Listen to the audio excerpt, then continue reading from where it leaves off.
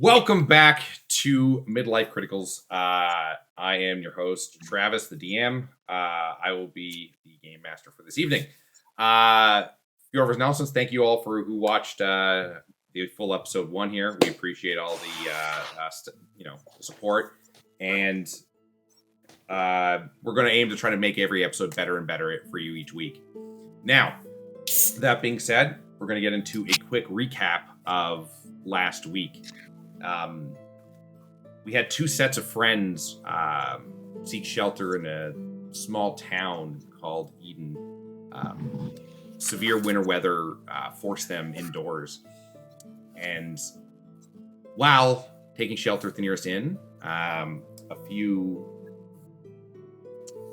strangers got to know each other a little more before there was a terrible incident at the end when a unknown patron barged in and fell on the floor and was dead and was unable to be saved.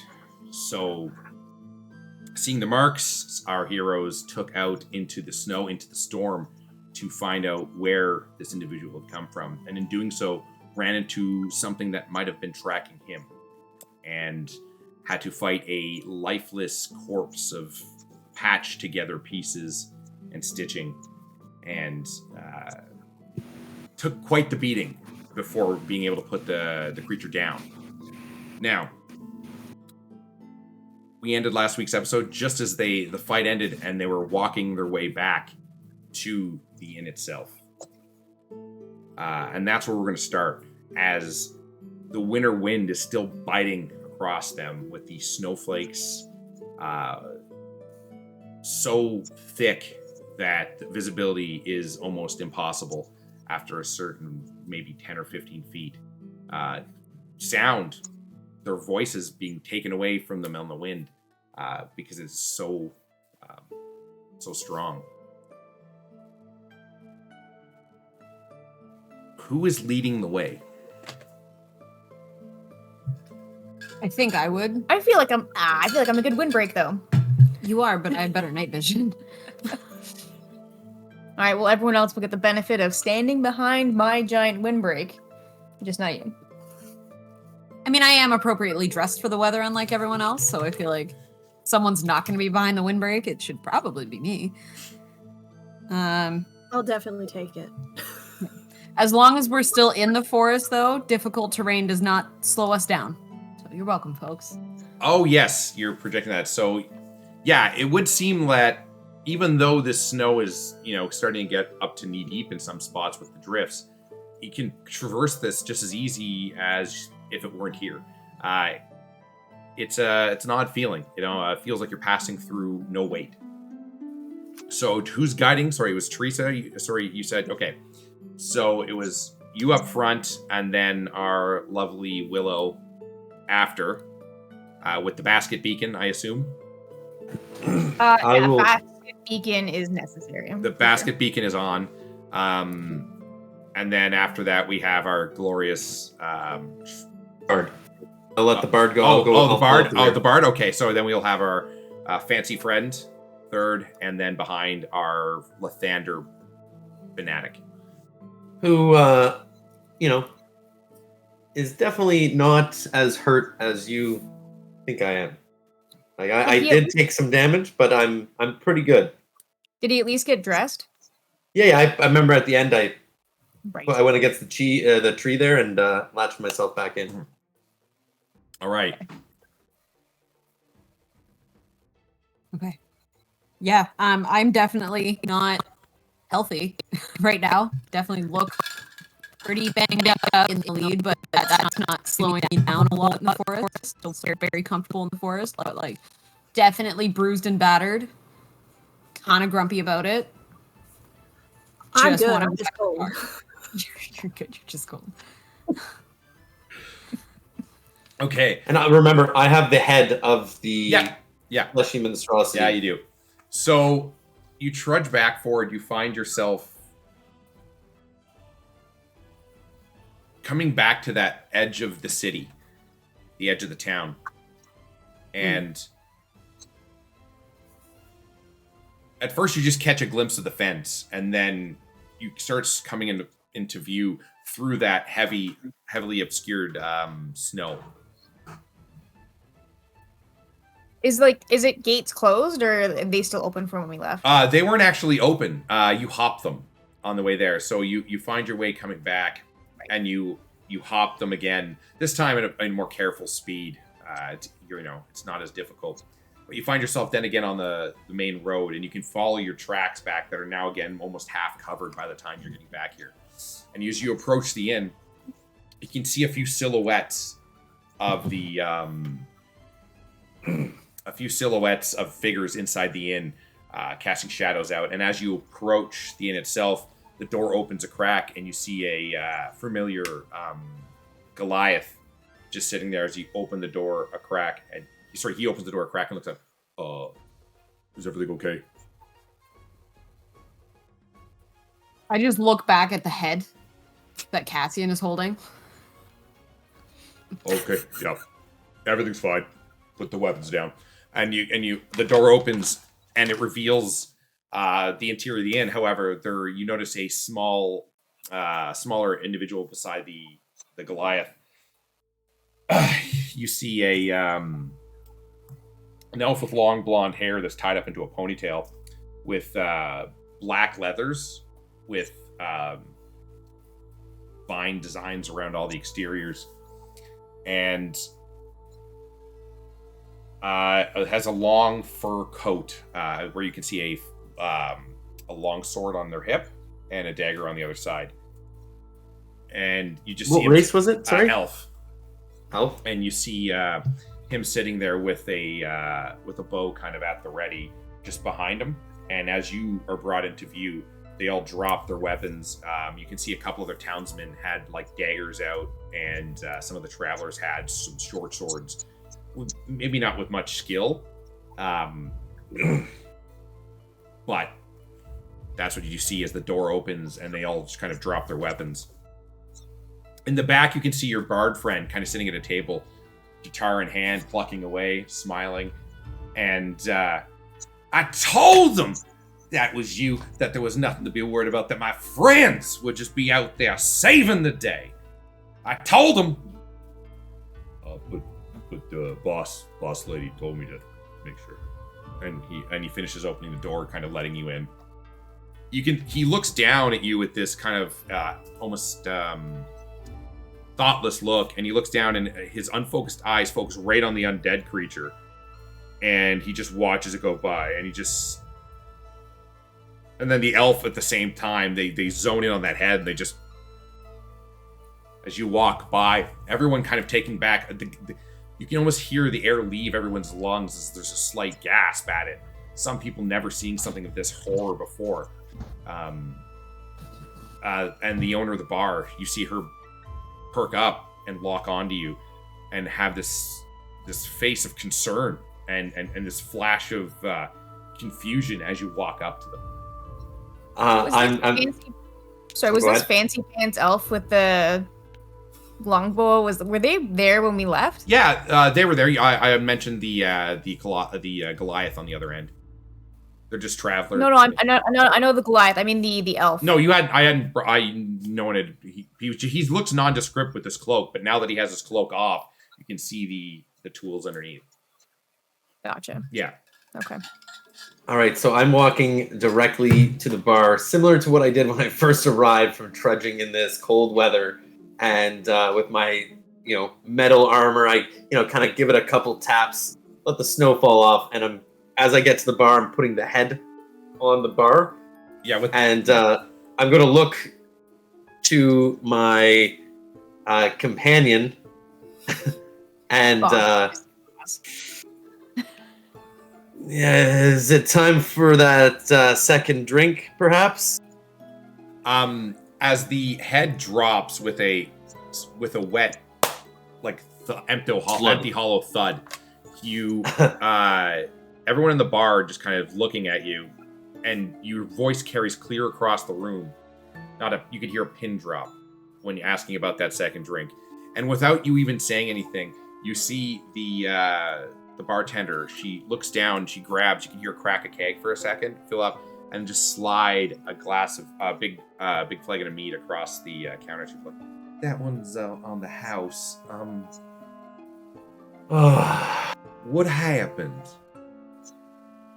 I'm just going to take the mug and just start drinking and gesturing. We all almost died. I do say some of you have had better days. I just glare at her. And hood up. Just glare, like... So, lots of armed people here. Didn't see anyone following us out there. I'm gonna hear her say that. I'm just gonna like nod, still drinking. Point. The bard chimes in. Everyone's a hero until the moment calls. Only real heroes take that answer. You know what I'm saying? You all sat here shaking in your boots, waiting for them to come back dead or alive. That's exactly what happened. And everyone just kind of looks without saying anything. The bartender breaks the silence when she's... Well, not everyone is equipped to deal with such an incident. So most of these people here are just travelers. I'm gonna turn towards the elf with the fancy clothes and his fancy tools and just kind of stare at him and ask, and you? We work for her. We do anything she says. She did not instruct us to go out into the snow, so we stayed inside here. Don't worry. Nothing to worry about. Whenever folks need heroes, Lathander will always put the heroes on their path. I take some snow off my shoulder and toss it at Cassian's head. It just hits and just goes down. He doesn't break a stride as he speaks about Lathander as the ice just trickles down his jaw. Just not even like I even noticed it. Just and continuing on. I'm gonna look at the elf. We might leave our guard up tonight. There's more out there. And then just walk up to the bar and tap. She's like, of course, dear, of course. Did you see any more out there, or was it just this one? How do you know there's more? More footprints. Rather good with footprints. Oh, heavens. I tied a string around a tree so we know which way they went. If we tried to follow them tonight, we would have died in the storm. Of course, as long as there's none in the vicinity.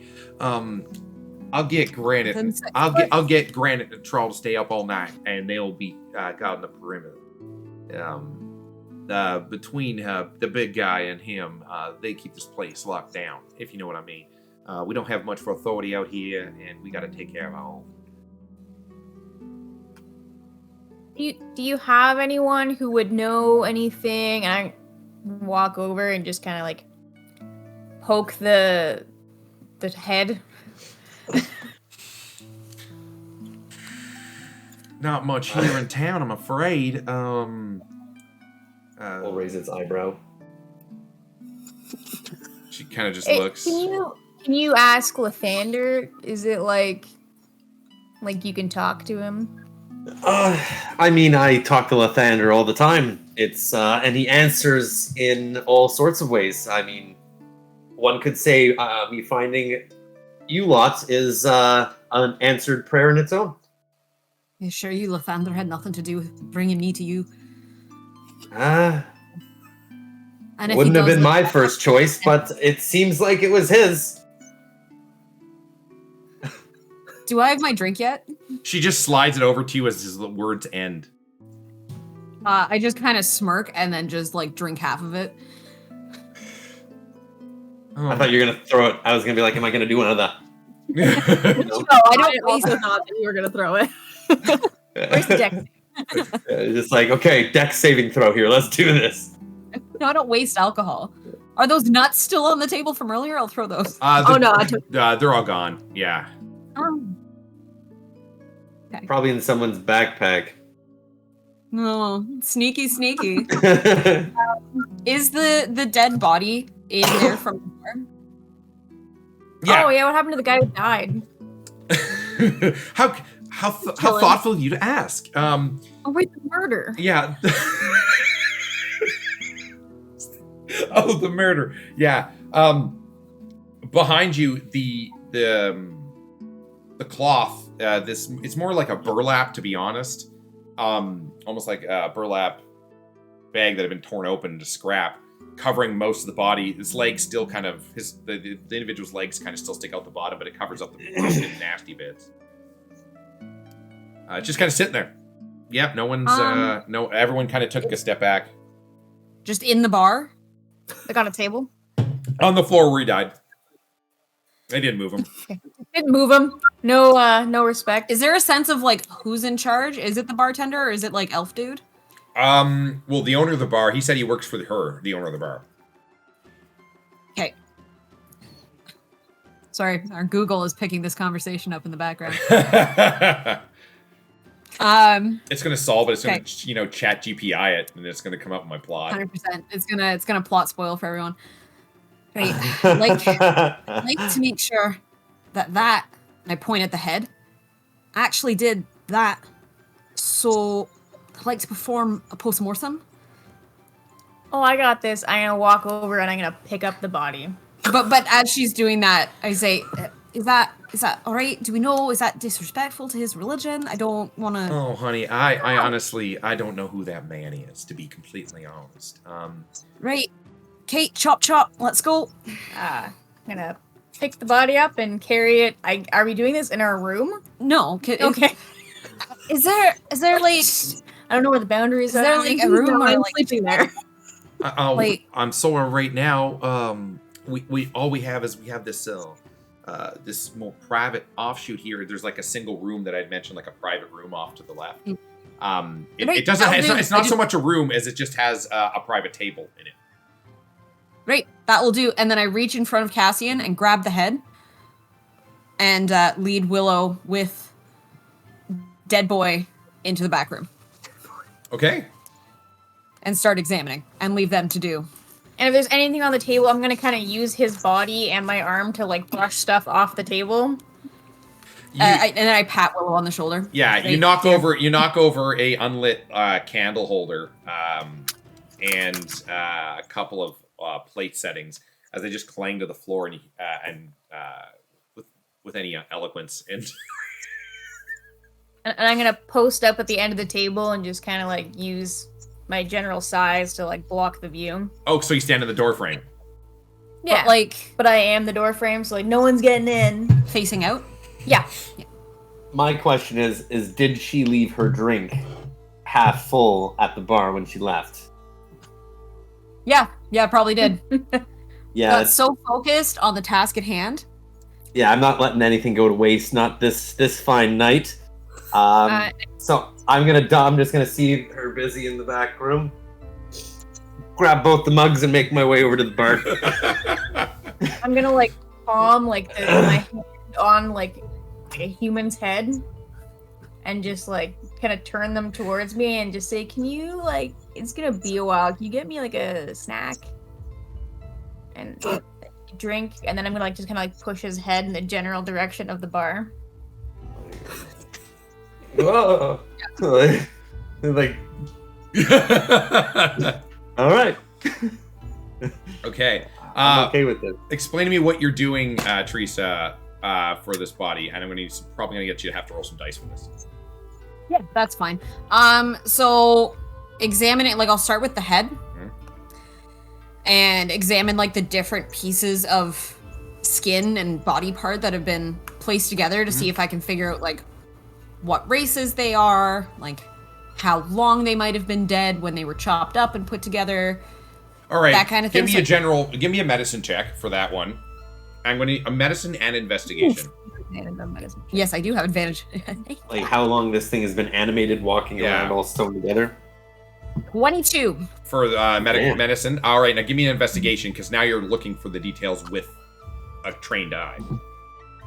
Oh, that's not good. That's a 4. Okay.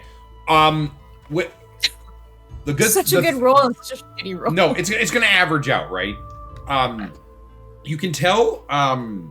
First of all, even in your past, you haven't really ran into something this complex. You note 6 different variations. There's 6 different humanoid. They look human enough.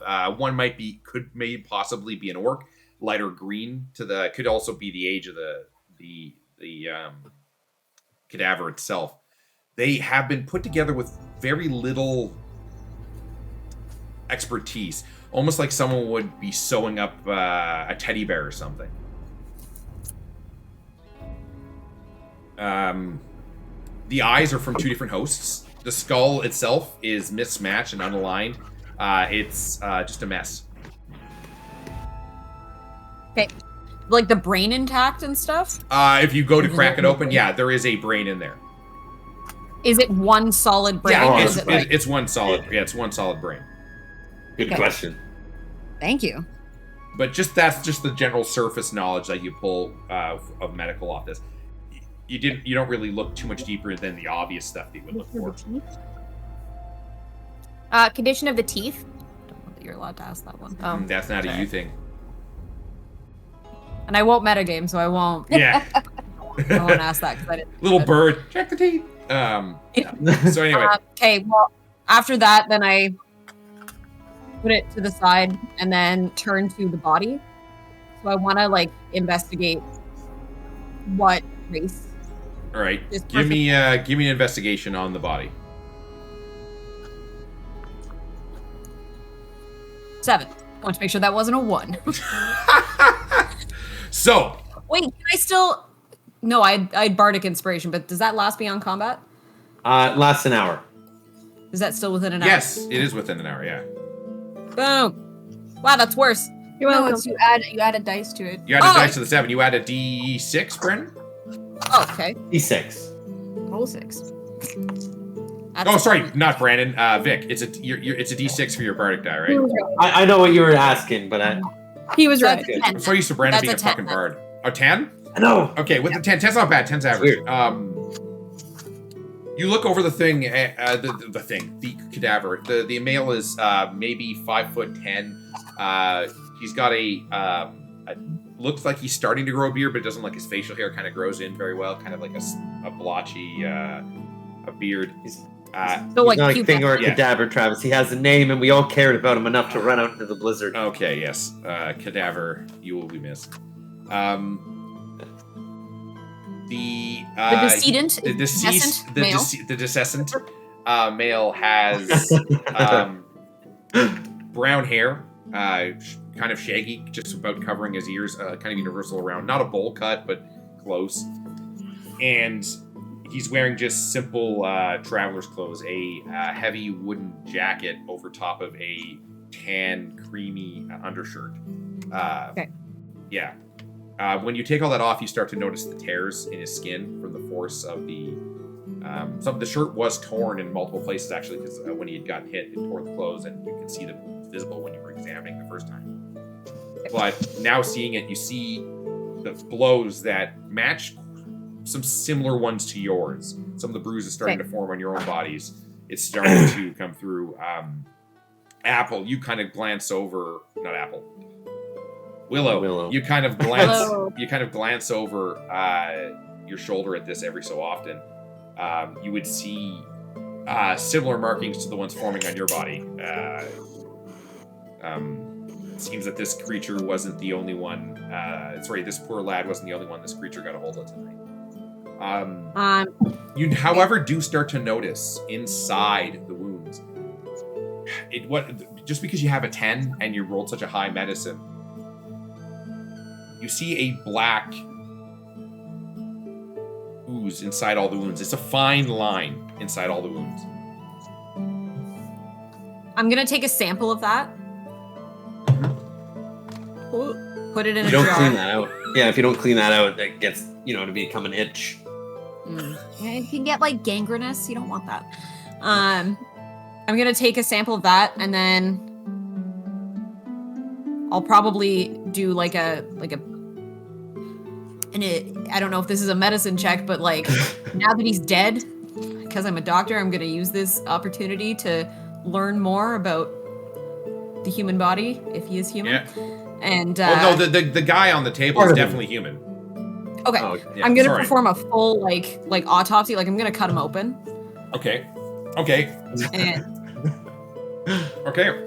So when you cut him open, you start to notice this blackness is on. It goes through the wounds both inside and out, and you can see the black inside his body kind of spreading out in various directions, following the various veins off in various directions.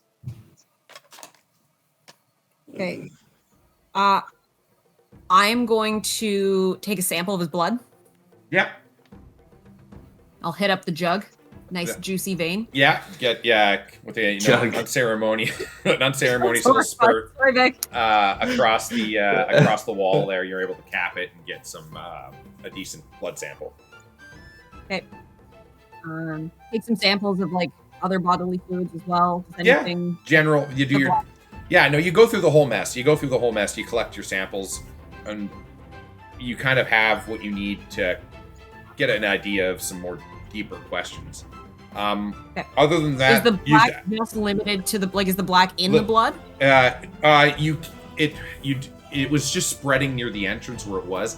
It had you don't see much of it in the bloodstream. However, the blood itself is looking slightly darker. If you had to take a guess, it could just be the lighting in here. Okay. Now being paranoid and putting two and two together, gonna clean up all my tools and stuff very well. Switch tools, clean myself, and then take a sample of my own blood next to one of the wounds that I have, and see if that same black is there. Give me investigation. Actually, just give me a medicine on that one. Oh well. Roll well. Divine health. Switch dice here. I don't get hurt by Oh, that it's a stuff. nat 20. You That don't makes notice that a- any of this here. Perfect. I'm gonna mid snack turn around and look at what she's doing and immediately regret it. I'll pack up now that I think I've gotten to know everything I need to know. Replace all the organs, much like a coroner, not where they're supposed to go, just back in the body. Yeah. And you hear all these wet sounds behind you, Willow, as you're trying to just eat, and you're just Trying to focusing. crunch louder. Yeah. To crunch louder and drown the noise out. yeah, so package it all up and then clean myself up and walk back out and glare at Cassian because I realize that he's drank my beverage. Sorry, how are you walking through me? I am the door. Okay. I just tap your arm gently and I'm assuming you recoil in horror from what I've just done. No, I'll just move out of your way. Okay. And I make sure what I'm doing is I would have finished her drink first and put the cup away from where I am. Ooh. It's a mystery who would be so bold to steal the drink of the person who saved everyone's lives. So I look back Bold, over. I would say. So I come out, glass empty. Can I'm gonna automatically suspect Cassian since I watched him try and steal Esme's drink earlier. Well, when you see the person when you come out doing, Yeah. I'm gonna give her my drink it's so that she does not commit more murder. I don't. The bartender sees you kind of looking around, sees the drink. She goes, and she goes, "Don't worry, honey, I'll get that for you." And a new drink shows up seconds later. Did you find anything out that would aid us here in this situation? Well, whatever that bugger died of, it's not how I want to go. And then just down the whole drink, like an athlete having run a marathon. Now just chugging a Gatorade. Oh, don't. Okay, well, everyone, you can just don't worry about that. And she's like, "Are you done with the body?" Right? Yeah. Burn that. Burn it. Yes, Burn them 100%. both. Actually. Granite trial. Could you please? And they're like, "Are you okay? Yeah, we can. Yeah, no, we can. Like nothing recognizable we as a can do person. that. No. Oh, you're gonna do some god shit. No, of course, no. We got this. I would like to do some god shit. I'm gonna That's what I meant. slide my chair up and be like, make Of my way over. Of course, if you We're want to burning help a out. body. Of course, if you want to do some funeral rites, of course, sir. But Granite and Trout, Right, can you don't do please? funeral rites for the undead. Oh, God. Do you need help starting the fire? I have the perfect spell for this this actual occasion. I do have ceremony, which does do burials. I'm well prepared. No, it's fine. They got this. They'll be fine out here, dear. You stay inside. You've done enough. Granite and Trout, I'm gonna please take this out. ignore her and go help them. Wherever Esme- Esme is, I'm gonna walk away from Cassian and go sit near Esme and continue to drink. Esme's gonna just like reach out and put her hand on his shoulder and sit him back down so he can't go with them. I am for sure following though to if the Just try stopping me like, from doing a ceremony. I'm gonna go do it. It's not a You ceremony. feel her shoulder, your hand on her shoulder. Sorry, her hand on your shoulder, trying to hold you down a little bit as you're trying to get up. I don't know what artists do or what their purpose is, but part of being a paladin, my purpose is making sure that unfortunate soul does not rise as some ungodly undead abomination such as what we just faced up against. And my ceremony will ensure that he passes on to the next life whatever he sees or whatever he chose to follow without being held up by such greedy means of mortals here. Just still drinking. Yeah, come on. Wait, no, hold on. Follow Willow. Before you leave, Cassian, I pull out a vial of blood and put it on the table and say, right, will that do? Do you want to pray on that? Well, I could pray on that, but then that wouldn't come back as an undead abomination, which would be fantastic. But I'm more worried about the solid mass that you kind of like. Well, I mean, he's No. in bits. I chopped him up good. That's the worst kind, honestly. If you bring back something that's like perfect, then it's like easier to kill. If you mess it up and then it comes back, it's usually more messed up, and it's usually harder to kill. If he was to stand upright, all his organs would just spill out like a piñata. In my opinion, I knew a guy. They did something like that, and then all those organs became little things that it was a mess. Like a little crawling heart. That might be funny. You'd be surprised. Oh, I'm gonna get you. It was a mess. Baldur's Gate was they had a quarantine of streets. It was closed down for way too long, and the liver was really the tricky one to catch. Look, he just wanted to live, like he's a liver, right? We ended up finding him, but like I said, it was far too long, and I don't want this to happen here. Kind of do. I mean, go on. You're killing my fun, but whatever. You say that, but then you see a lung grabbing onto somebody and pulling them into an alleyway, and then the fun just stops. I mean, really, I think that would be funny. Like a rogue lung. Like, do you think it would suffocate him? Just like karmic justice. Maybe it had teeth. I think it was going to eat him. Oh, there's a name for that actually. It's a tetratoma. It's a type of tumor. Ugh.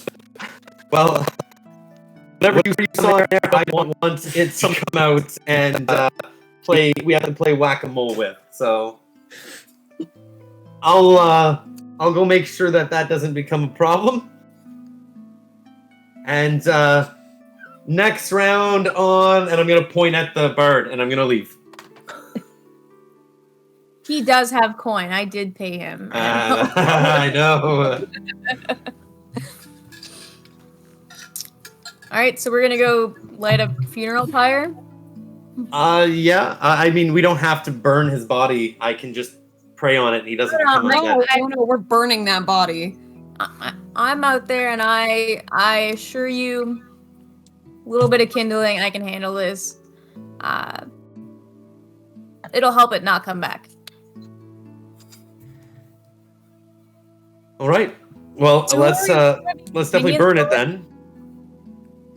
All right, so you guys exit the bar, kind of having these small conversations back and forth as you step out into the storm, and the door shuts behind you. You see Billy, the poor guy that had been running the stables. He's inside now, And the only people outside right now you can see is Granite is on one side of the porch that is on the front of this building, and you can see a trowel on the other end, kind of sitting out, keeping an eye out for things. As you carry the body out, are you just going to burn it right here in the street? Yeah, I'm gonna get them to get like a little bit of like kindling wood, Okay. like there's like So you're gonna get them? scraps they can find and stuff, Okay, and, sorry. and then A trowel and Granite. Yeah, of course they'll get some wood down. We'll just keep an eye out then if you want us to go get this. And he kind We'll of probably need some oil as well. We'll douse them in some oil and just yeah, I've got an oil lamp on my hip, and I'll dump some oil on, and then just burning hands All right, cool. at the second level. All right.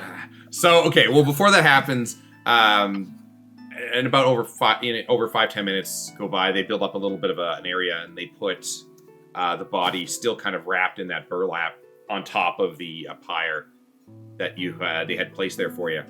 And you kind of step back and you release the spell, and that 15-foot cone of fire just consumes the body and catches the oil and produces 4d6 worth of fire. yeah, it's quite a lot of fire. As it erupts, the pyre burns with this blackish, inky smoke that's quickly caught by the wind here in the storm and thrown in the direction down the other street. You can hear the flames licking in the wind. That's how strong the wind is out here as you watch the pyre slowly consume. All right, where's the Lathander hype song? Yeah, I'm going to, as this comes up, I'm going to take a little bit of silver powder out of my spell component bag and sprinkle it on the burning fire where the person lay, and I start performing the funeral rites of the ceremony spell. So it does take an hour for me to do this ritual, so I won't RP this whole hour as much as the people listening would love to hear me talk about Lathander. No, that's fair enough. But So yeah, I will just say that the main point of this ceremony is just unfortunate ends. Sometimes make new beginnings. That's the theme of my funeral. So, I'm there for an hour. So if Willow is there for the entire time, then Willow's standing there, and like partway through, she just starts doing the heavy, and kind of falls asleep, and you stop talking, she just wakes up clapping. So about an hour later, your friends come back in, and you can, as you guys turn around to come back into the inside, the fire itself is just a low cinder pile, mostly ash, just kind of sitting in the snow as it's starting to catch. And the ember is still orange, but the snow is starting to cool down those embers and kind of take over the ashes. You turn around and come in, knowing full well that the body itself has been consecrated and burned and is no longer a threat to you right now.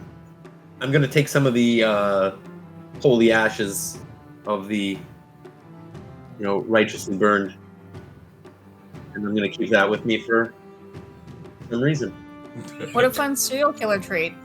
As opposed to me carrying. What a fun serial killer trait. It is not a serial killer trait. Okay, that doesn't seem like a trophy to anyone else. That's fine. Not, Okay. not a trophy? Okay. I don't plan to do anything weird with it, like a scrapbook or anything, if that's what you're That's asking. what someone who was going to do something weird with it would say. So, It is exactly what someone would say. But I guess we'll find out. How Dexter am I? He's gonna keep. All right. So the door shuts behind you. You can hear the heavy footfalls of Granite behind you, kind of with the thump thump, and you can hear the door just slam shut. You can hear the metal latch click into place.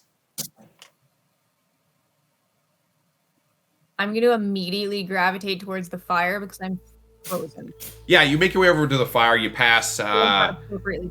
You pass some patrons kind of sitting around the tables. You see the familiar bard at the front of the room just strum and humming to himself. You can see him kind of muttering something to himself as he's just kind of sitting there strumming.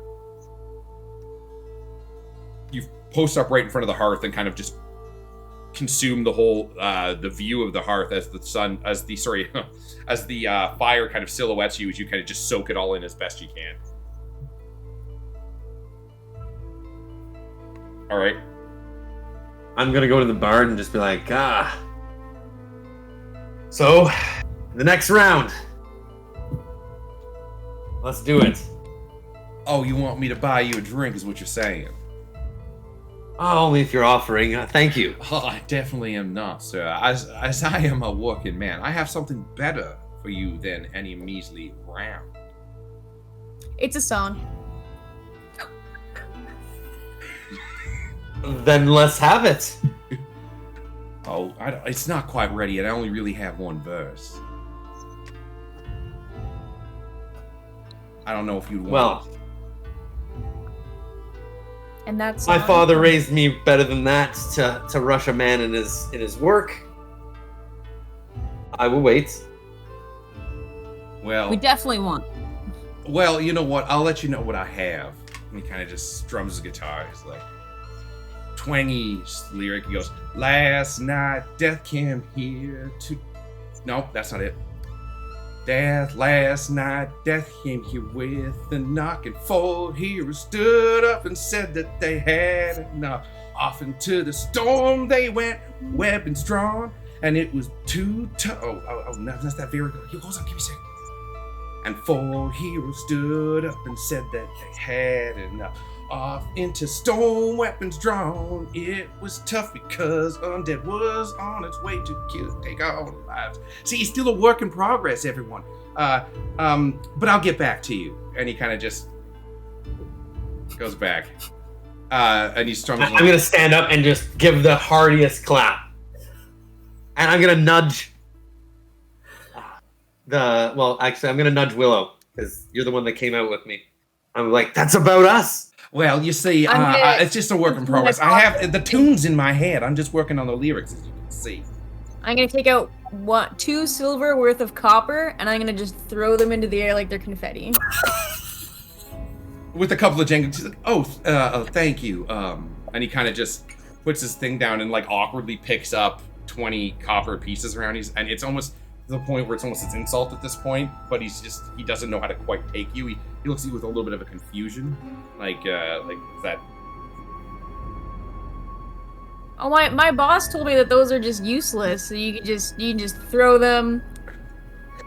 It's fun. I don't know who your boss is, but thank you. Not real money. People don't use that to buy things. Willow, that's why don't you go get some food for us? You know. Well, you can't throw money at people. It's rude. Is it because they're poor? No. They kind of look up at you. He kind of just looks. He's like, There's some professions that you can throw money at them, but this isn't one of them. Yeah, that's the first thing that I've agreed with Godboy here on. That's actually the only thing that we've agreed on so far. Wisdom comes in many forms. Right, Willow. Like, let's go get food. So I grab Willow and like guide her up to the bar, away from the man she just threw money at. He kind of makes eyes with you and goes, he kind of thank you, give you that thank you face. For everyone. I mean, I guess he can have it, but it was for everyone. That doesn't make it better. It's worse, isn't it? It's worse, yeah. It's yeah, worse. you're calling them all poor. Oh, just if they pick it up. You can't though. You're big. One of those hits you in the head, doesn't hurt. Yeah. You hit someone wee in the head with money, it hurts. Alright. Just yeah. Let's go get food. Come. Okay. So she kind of pulls Willow towards the bar, and you see the bar there pick up his coins, and he picks them back up. He's like, it's a little embarrassing, but like I said, it was just a work in progress. I hope to perform it when I head to the. I'm thinking of making my way up Neverwinter, and beyond. I think I bigger cities. I have the perfect name for it. The hero's halt. You can thank me later. No. Just yelling from the bar. Yeah. No. No. It doesn't quite have a name yet. But that always comes to me. That always comes to me when I'm singing it. Just the wink with the point. It kind of winks at you back. It's actually not that bad. I pull out one piece of copper and just fling it at Cassian's head. Oh, hell yeah. That's 1 copper for me. That's almost a drink. I'm going to take it and just be like, and do like the gun. The finger gun's back. Yeah.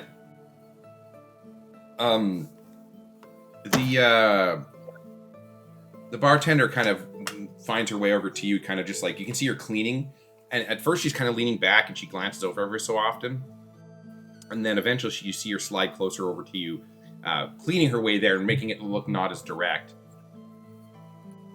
Dear, what do you make of all this? Are you some kind of expert in these situations? Was that for me or for? Well, as capable as you are, large Willow, you seem to be very trained when it came to that blade in that room. Oh yeah, not my first rodeo. I trained as a doctor from the time I was quite young, so yeah, not my first autopsy. It's a good way to learn more about, the body, but most people find it really quite macabre and yeah. It will ruin a snack.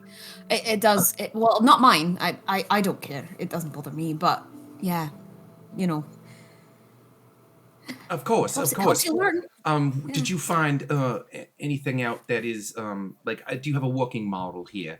I just it's not every day a head like that and a body like that come walking through your door, all at once. It's true. I mean, the head was created kind of like a jigsaw puzzle, but like if a parrot tried to stitch some fabric together like a jigsaw puzzle, it's not good.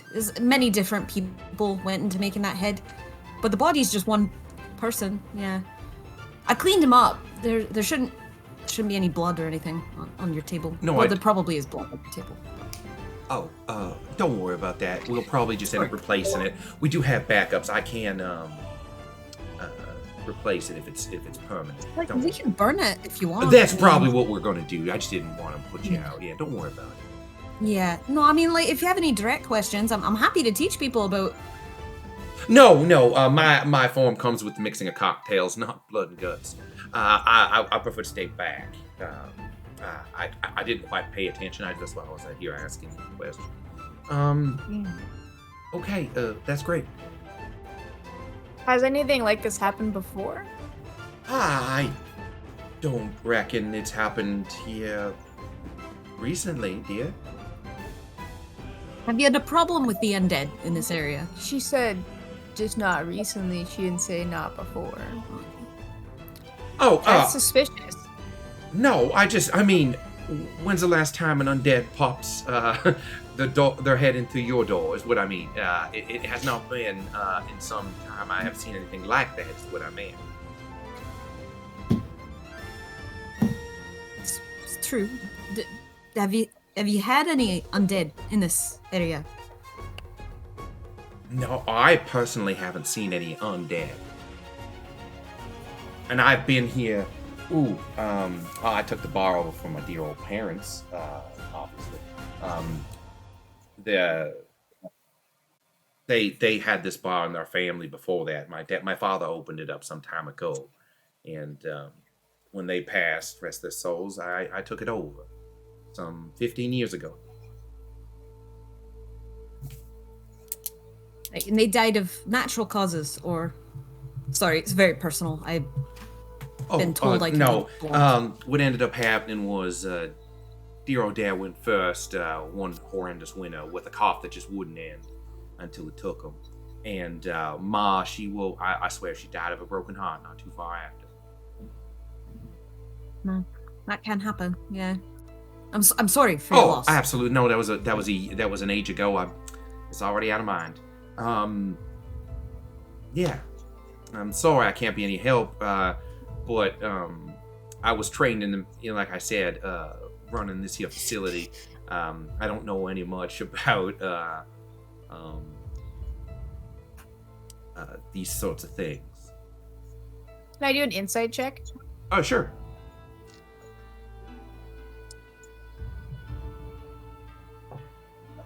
$13. All right, let me just whisper you. I just want to see if she's downplaying her experience or if she's being genuine about not really knowing anything about this stuff. All right, I'll text you something. When it comes to since we're not in person, I can't just whisper it to you. It's going to come in a form of a text from me. You can whisper to her, just we'll all hear it. True. Don't let life tell you can't do things, Travis. Lathander believes in you. I'm gonna have to research Lathander now to try and like pick up on Big Chad energy. No, you can't. You can't meta like that. Like just because you know it doesn't mean your character knows it. No, I want to know it personally. Oh. Yeah. Oh, All right. like 5%. Yeah. 5% of what I say. I'm gonna like kind of like lean a little bit closer to her, like down, like kind of over the bar, and just say, "Are you really sure? Are you really sure that you don't know anything?" Of course, I wouldn't. I don't think I'd forget a thing like that. This whole thing, this whole situation has me on edge. You know, I make my money here with providing a safe space. You understand? Having stuff like this can run a place broke, and we're already off the main road at the Tribor. And to be completely honest, I don't get as many people. This is the fullest I've seen this here establishment in a while. I just don't want to scare patrons away and money lost.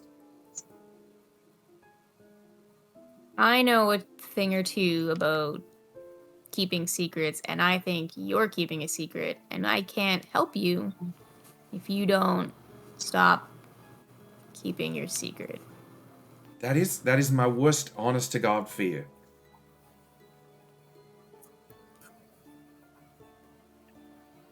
I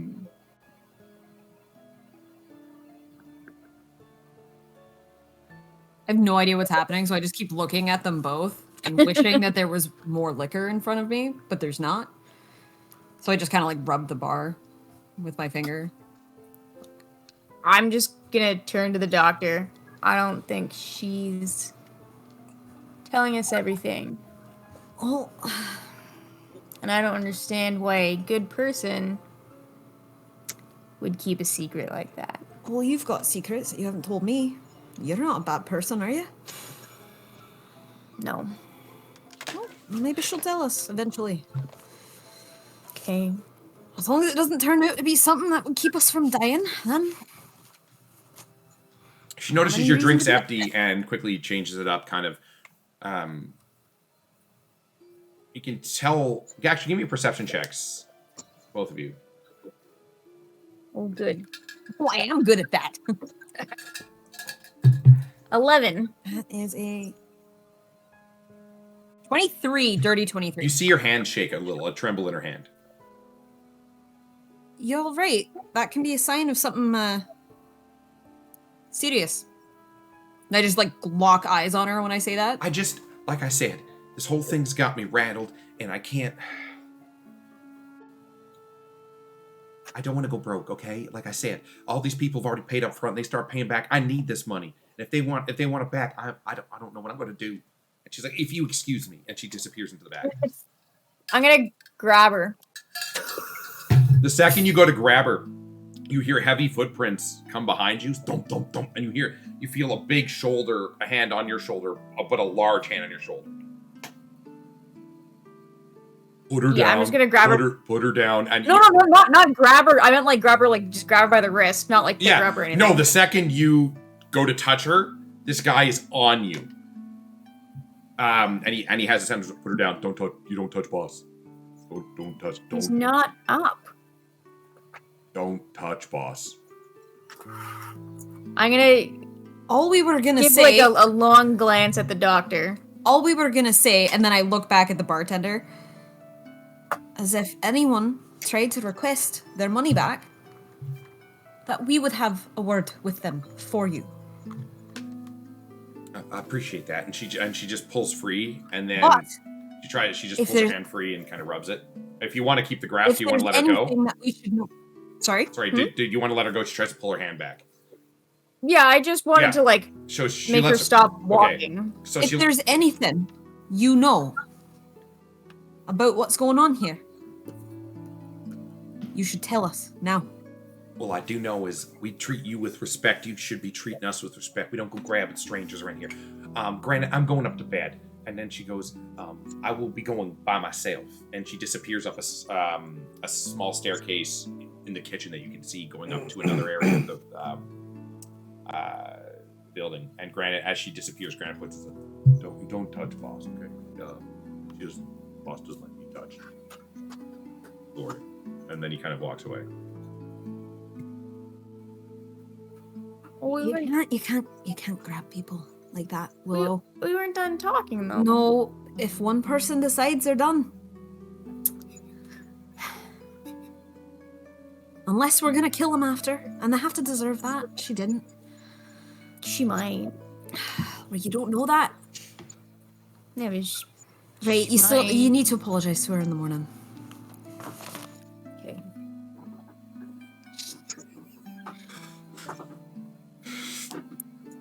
She is lying. Yeah. And that's wrong. Not So- always. Well. Alright. Okay, so what are you doing, Esme?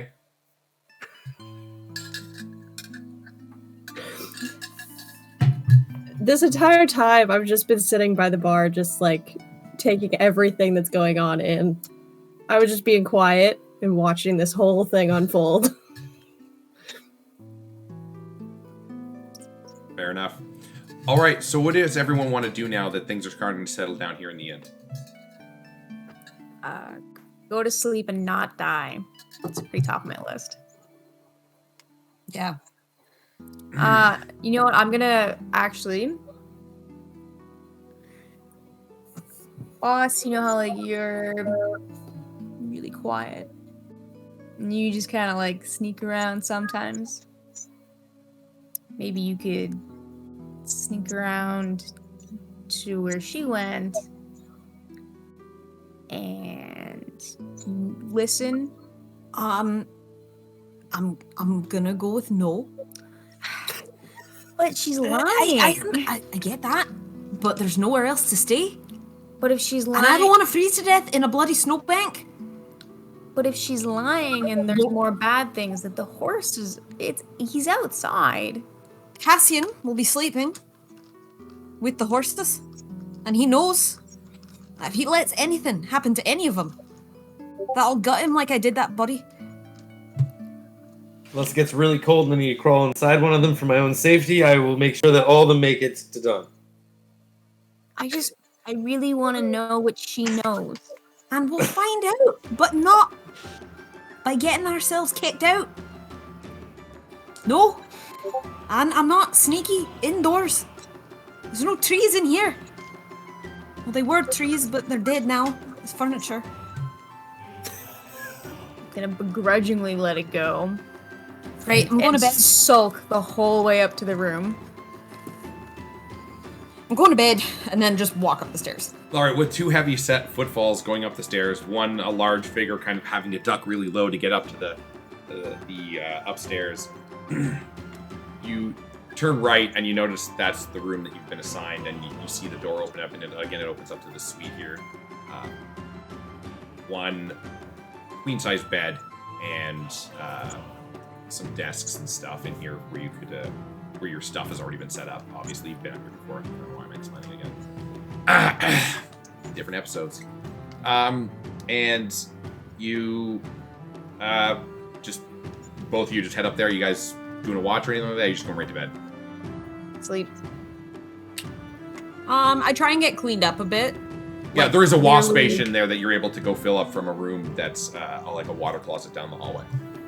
Yeah, like I cleaned my hands and stuff after performing the autopsies, but I hadn't like actually cleaned like my own blood off my face.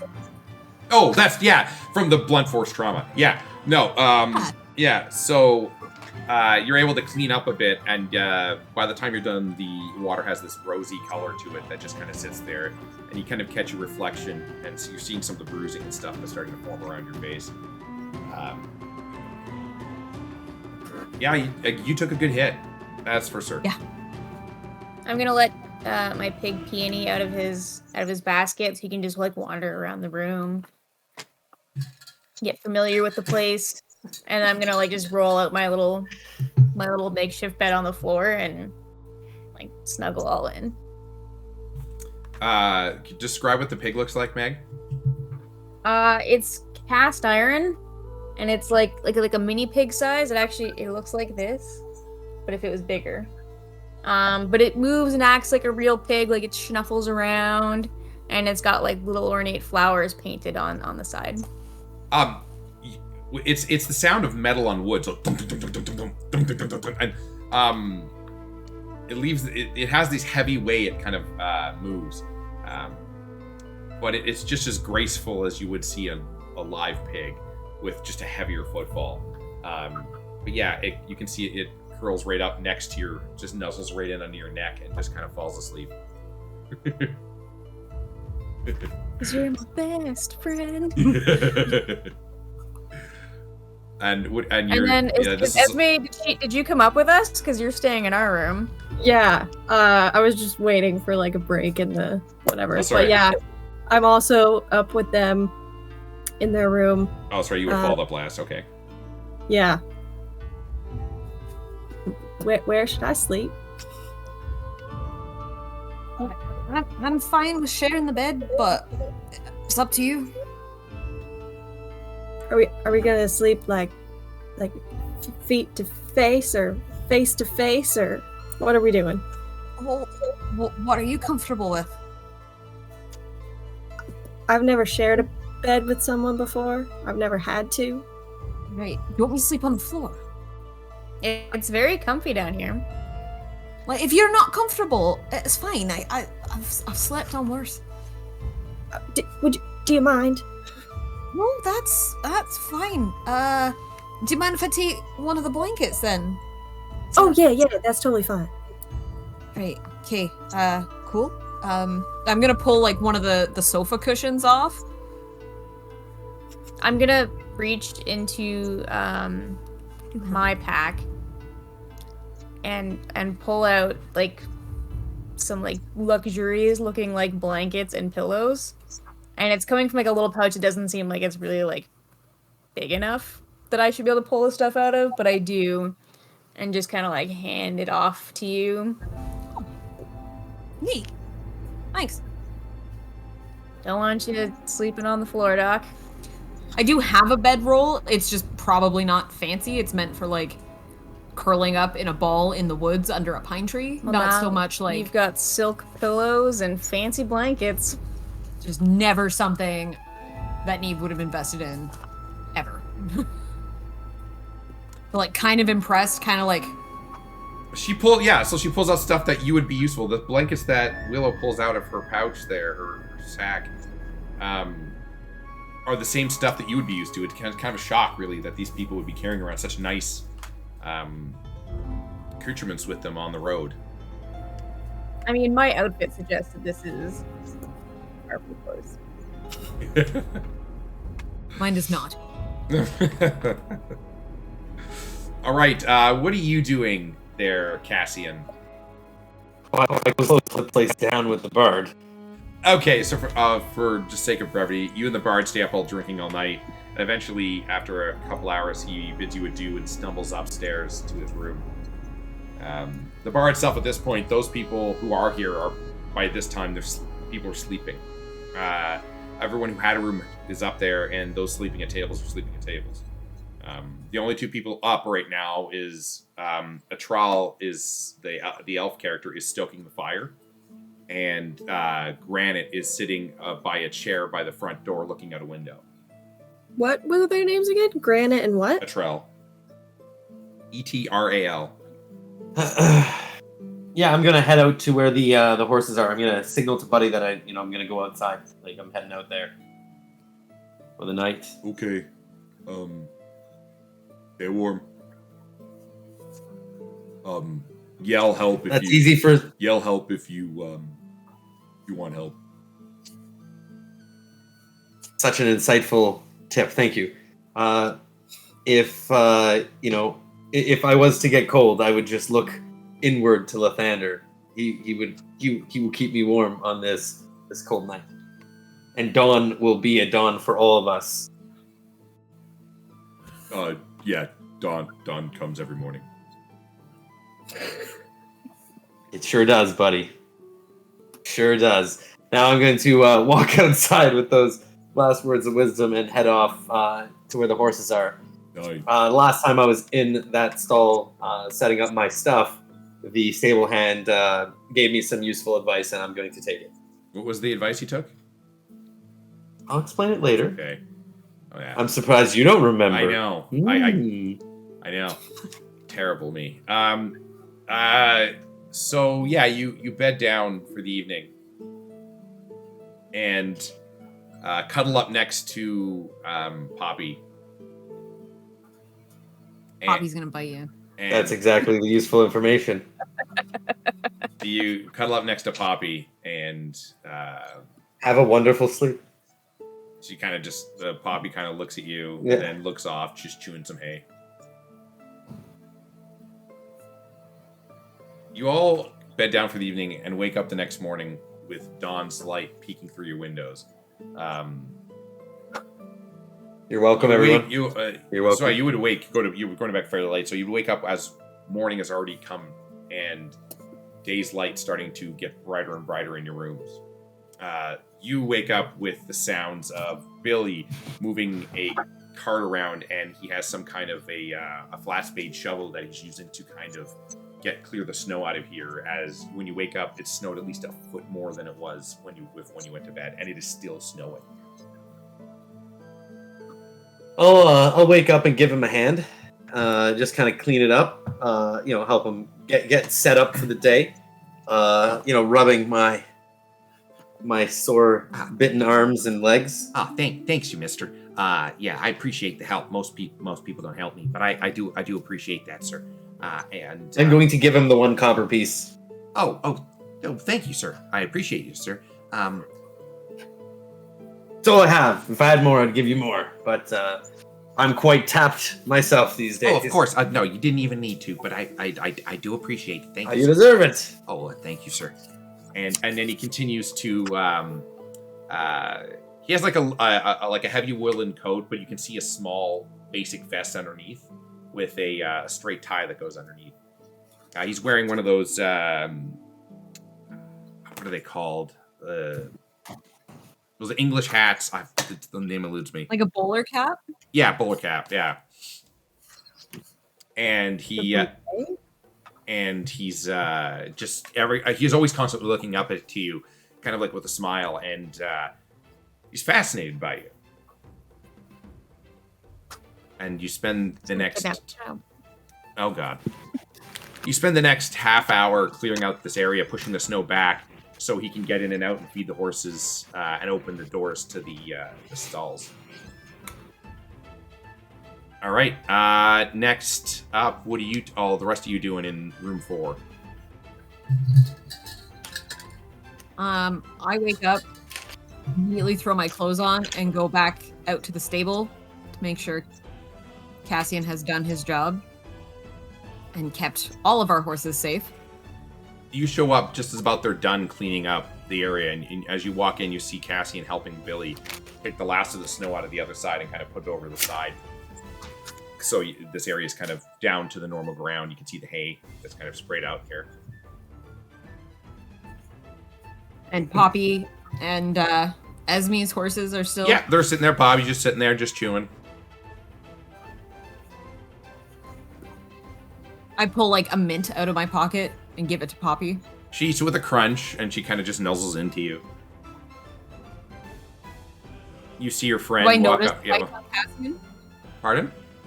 Do I notice the bite marks on Cassian? When I see you come in and be like, I will mention, like, your horse bites. You are aware. I don't say anything. Just raise an eyebrow and just continue stroking her face. Or she hates Lathander because I sure talked her ear off last night. Sounds like you had it coming then. Sounds like animal abuse. Oh, God. What about you, Esme? What are you doing? And Willow? I'm definitely like spread out over this entire bed. Not wanting to get up. Okay. I'll pack our stuff up, and then when I'm done and it's all like all the blankets and stuff are away, I'll just kind of like kick the end of her bed. It's morning now. It's up time. But it's so early.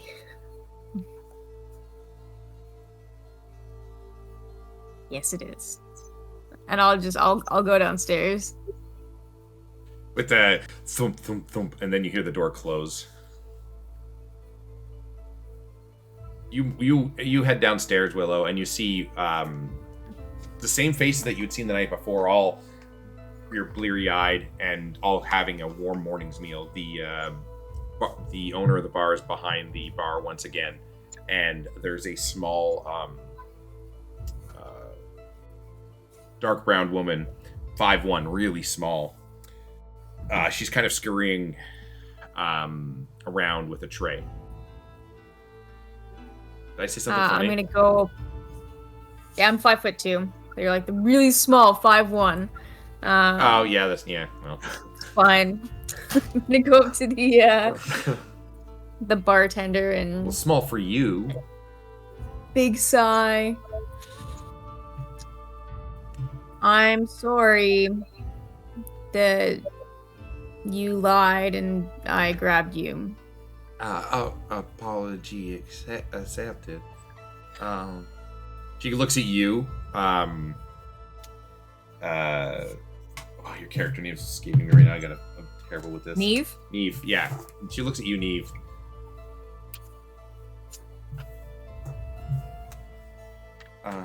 And she just kind of makes kind of a gesture towards you, like, is that normal? I go, I just kind of smile at her and like kind of shrug, like gesturing like, yep, this is who Willow is. Oh, okay. Well, apology accepted then. If you all grab a seat, I'll It's have your turn to apologize, though. No, Willow. But I apologize. You did, and I'm proud. And we're gonna leave it there because it's still snowing. Look outside. I don't want to sleep in that. Neither does Poppy. Okay. If you all take she looks directly at you, Neve, and it's like, if you all just take a seat, I'll send over a breakfast tray for you. This one's on the house due to the fact that you saved all our lives last night. Much appreciated. All right, Willow, let's go. And I just grab Willow by like probably the pants, like the edge of like the trousers, just like because that's at arm level, with her being like twice my height, and just like guide her away. Perfect. Sulking, shuffle, stompy feet. Free breakfast, free. That's the best price. I know you've got money. I don't. Free. I'll come down the stairs and I'll join them now, like sleepy-eyed and. So you see them. You come downstairs just as they're getting. No, as soon as heard free, yeah. she heard free. I don't think she's ever had that phrase ever said to her once. She just pays. Free's for poor people. No, as you come down the stairs, just as you see them getting a table just off to the left of the door, and kind of setting up for morning breakfast. And you see the same sight: people eating food, all the various faces that for most of the various faces that you've seen your time here. Except now there's a waitress down here for the morning. Excuse me, ma'am. Ma'am. Excuse me, ma'am. Yeah. Yes. Can I get a coffee, please? Yes. Two milk. Yes. No sugar. Yes.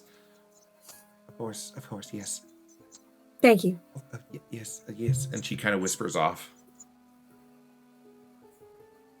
Is she delivering it to our table? Well, you see her disappear into the kitchen. Moments later, Esme is going to walk up to your table and sit down. Morning. Oh, good morning. Do you think that since the bartender's a liar, that the waitress might know No, if she's... no, she's hired help. People tell the secrets to people all the time. Does he? You've got a boss, right? Does he tell you lots of secrets of his? Yeah. Lots. Yeah. You should ask him. I know nothing about him. I don't even know if he's a him.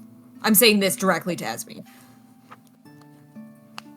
I'm gonna look to Willow. You should definitely ask her. Politely, we don't touch the waitress. Unless she touches you first, that's different. It looks like the Rock sitting on a kid's seat is what she looks like, just because of how huge she looks sitting in the seat over this table. And she has to hunch down real low, so it's almost like she's over top of everyone as you're talking. I'm just waiting for this waitress to come by with this coffee. All right. Moments later, you will see her running, her running around all the. She has a full tray now, wandering to various tables, and she comes over to the table, and you see her take 2 mugs off of it, steam coming up from both of them, and then she puts a little tiny creamer jar there. And do any of you have any preferences for breakfast? I'm gonna take out like 2 gold and like put them in front of her and make like firm eye contact. I think you know what I want to know. Right. I'll have. She looks directly at you. nothing. I want to know what you want for breakfast. I want nothing that was alive ever. Like no animals. We do have a Just plant. we do have a vegetarian special. Perfect. Yeah. I don't eat meat, so I'll take the vegetarian. I will do take that as well, and I will take. Okay. No. I will take. Your boss. Lie. It's obviously fine. She's I want very you to tell me if the undead have been here before. I never had an undead attack. I wasn't even here last night, although I did hear it was quite scary. Where were you? I was at home. I lived a few doors down with my mom and dad. Right. Well, the child knows nothing. Insight check. I just wanted. Okay, roll an insight check. On me or the kid? Nat 20. She. Oh yeah, I'm gonna have to text. I'll text you. You better have some secrets.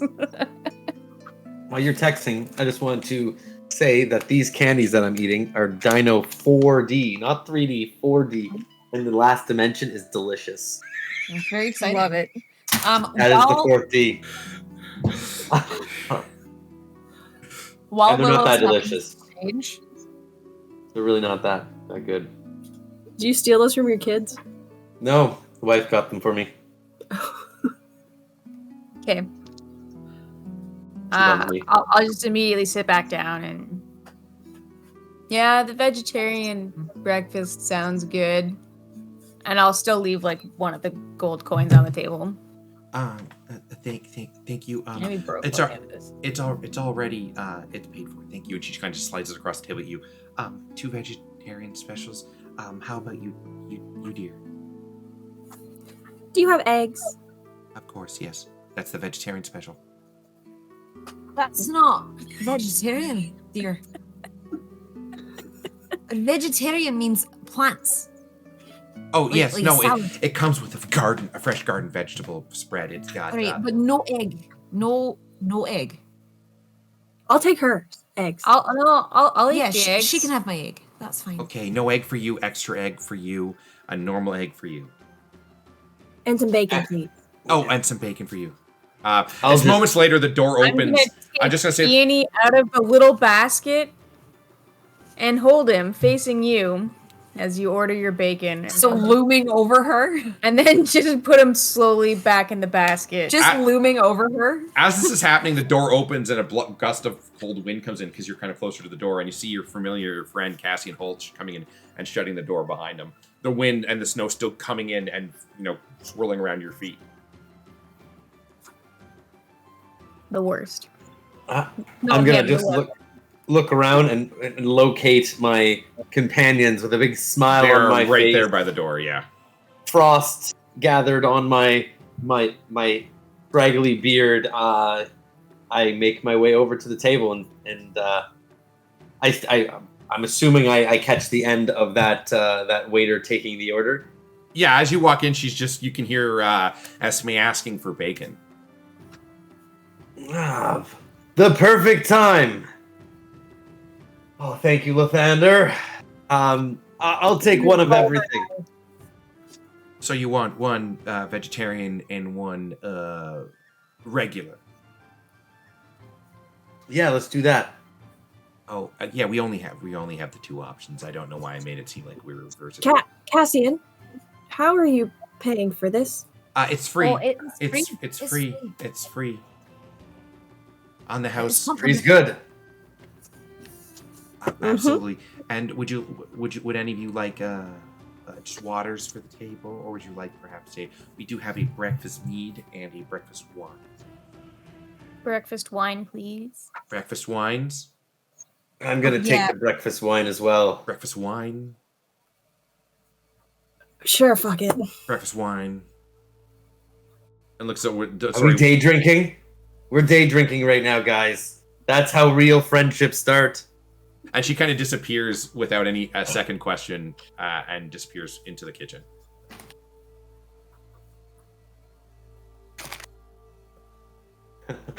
So I look at Esme. She leaves the gold on the table, by the way. She doesn't take it. All right, I'll put it back in my pouch. For Cassian grabs it. Yeah, basically. That's probably a smart move. I look over at Esme and say, "Right, so like I was I'll leave it sincere behind. about writing that letter for you.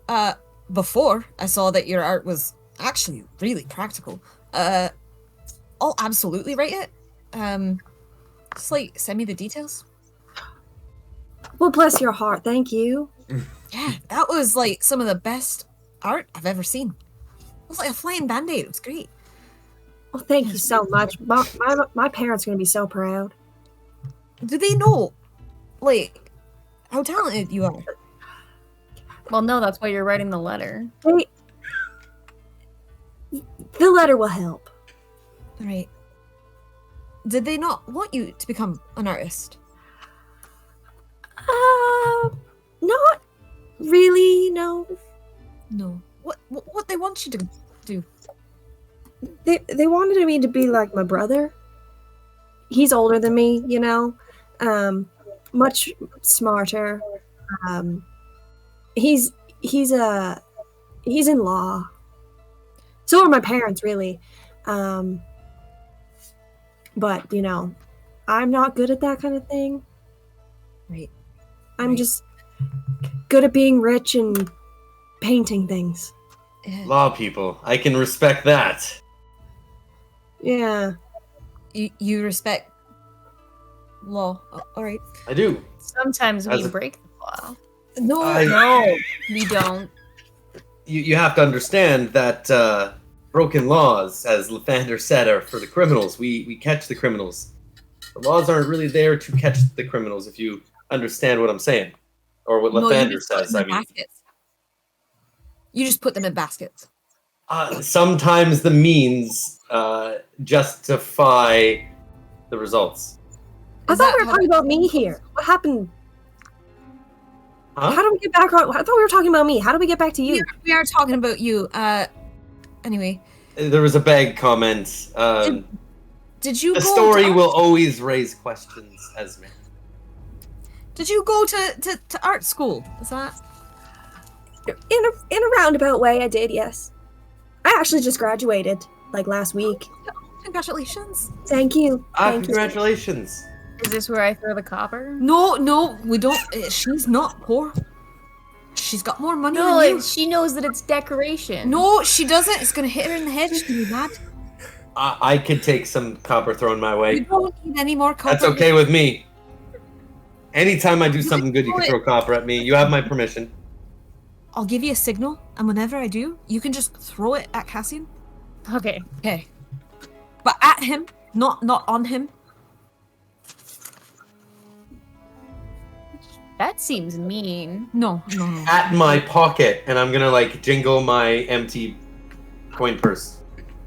As he's looking at his purse, I'm just gonna go. So he remembers that it's there. Right.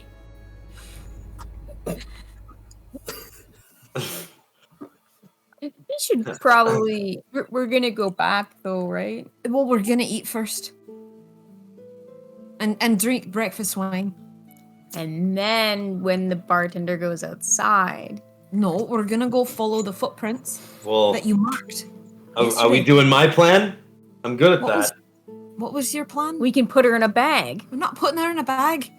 It works out. It's a pretty good, solid plan. If it's like, I trust Willow. Willow said that she's alive. I mean, if we need to get the information out, I mean, No. just a simple. No. And that's not breaking the law. Again, the that law legal? is not. The law is I not look at for Esme. the lawmakers. You see, that is No. perception. You have to understand that, like, in verse 7, chapter 2, verse 7 of the Lathander Bible, the old one, not the one that most of them carry around. You see, this is more original scripture. I talk to many people who carry around the Book of Lathander. You look like a versatile person in these lands. I would assume that you've met quite a few people, Lathander. No. No, I thought it was her. No, she's not Lathander. You seem to know quite a bit about Lathander and have a quite strong judgment already, so I No, I'm think not that there's some... Specifically. Not Lathander specifically. Just all gods. Well, what god has hurt you? Oh, none. But none have helped me either. You see, that is where you're wrong. You can now change No. that score. Lathander has helped you. No. And in this, I'm going to give a quick inspiring speech here and crack off my my feet in inspiring leader. So I choose up to 6 allies. That can hear and understand what I'm saying within 30 feet, and each of them gain 6 temporary hit points until a short or long rest. All right, everyone, go ahead and add those temporary hit points to your character sheets. Everyone included in that, because I feel like I might not be.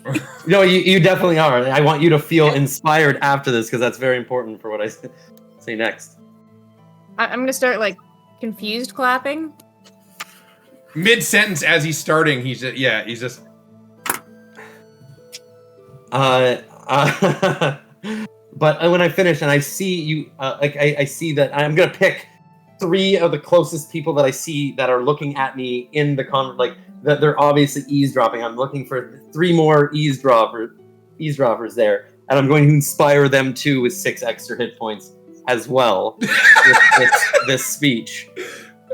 Yeah, there's just two guys who are clearly hungover, just eating silently.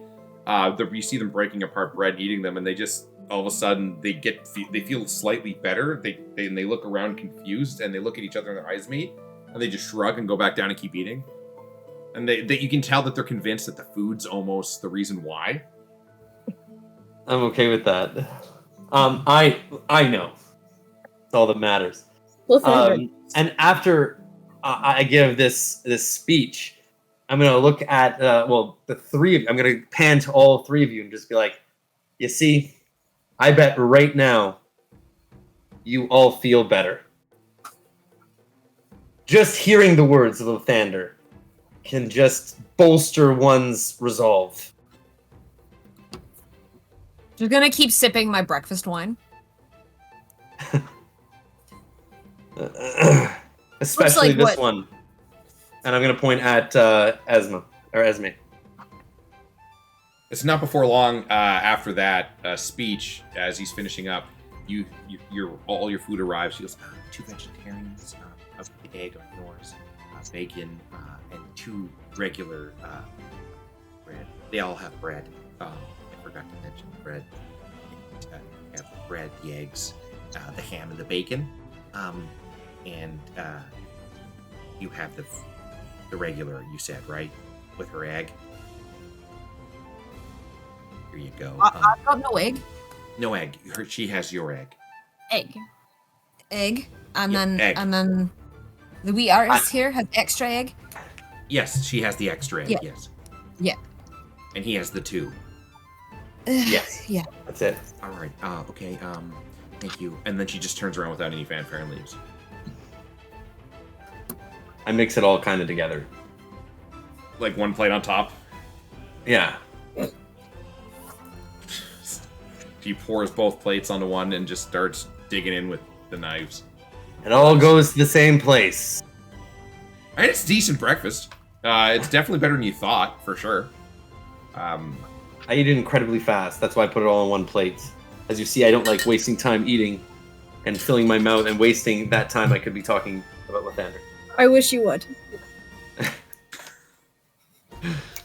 We're gonna all eat quickly just to shorten the speech down. Esme's definitely like eating super proper, like knife and fork, everything. Like, Of course. Breakfast goes by fairly uneventful. And eventually your empty plates are taken away. And you're just kind of left there with your drinks in front of you. And the day ahead. ma'am, Yes? can I get a bowl of nuts, please? I could put one together. Yeah, for sure. Thank you. And she disappears and looks behind the bar for a second. You see her look around, and her eyes light up, and you see her grab a thing and prepare a bowl and come over and place it in front of you. Anything else for any of you? No, we're good. Thank you. What do we owe you for the wine? Oh, that was also on the house. That is, Oh. Beatrice just said, thank you. Oh, brilliant. Thank you. All right. Appreciate it. Thank you. And then she disappears. Well, Esme, in that case, damn it, I should have ordered more wine. No, we've got shit to do. Small regrets.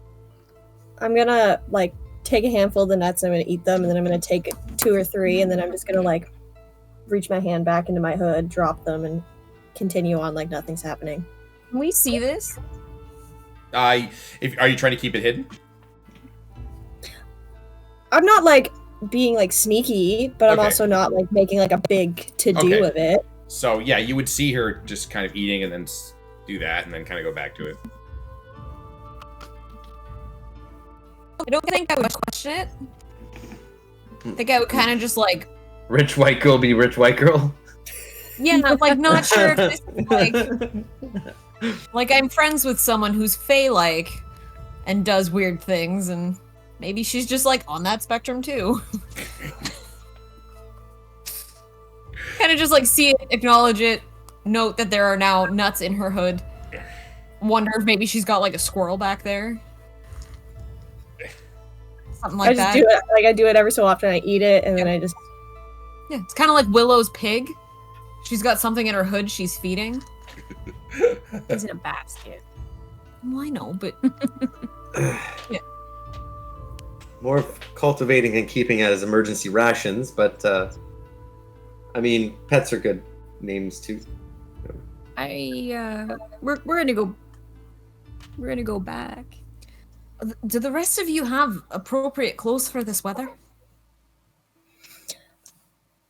I have what I'm No. wearing. I had to leave in a hurry. I'm and afraid. that's what I got.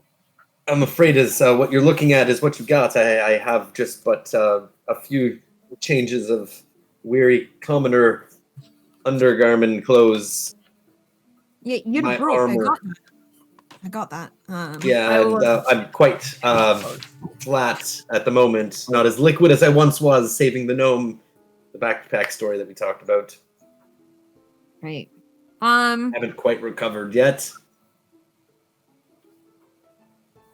I'm gonna go up to the bar and ask, is there anyone there? Yeah, Beatrice is behind the bar.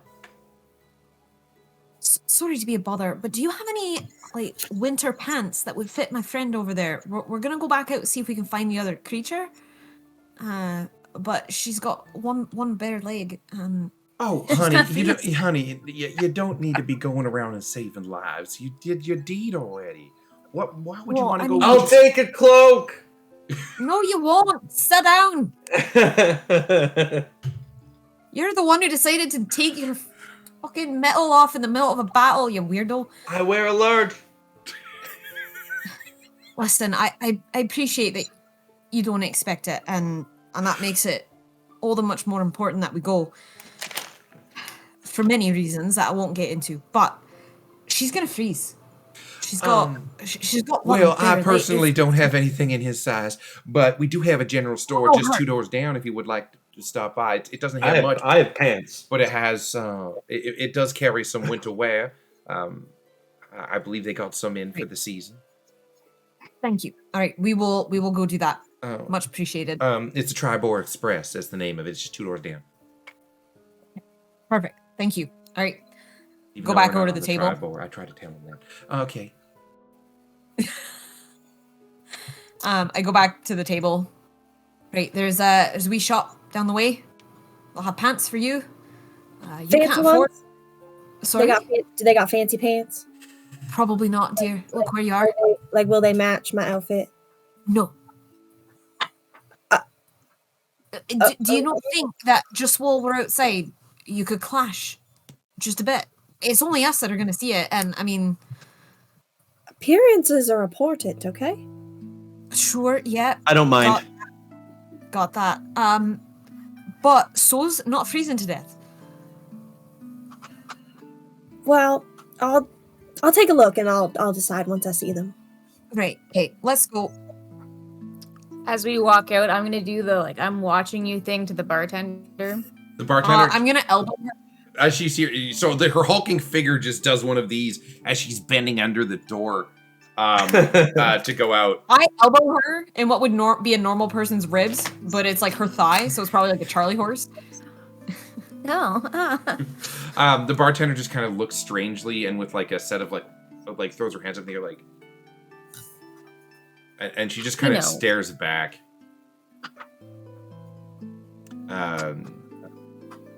As you all step out into the cold, the wind instantly bites at those warm, exposed areas of your skin, taking the heat immediately away from them. The door shuts behind you, and all you can hear is the wind blowing. Your clothes that are up around your neck flapping in the wind.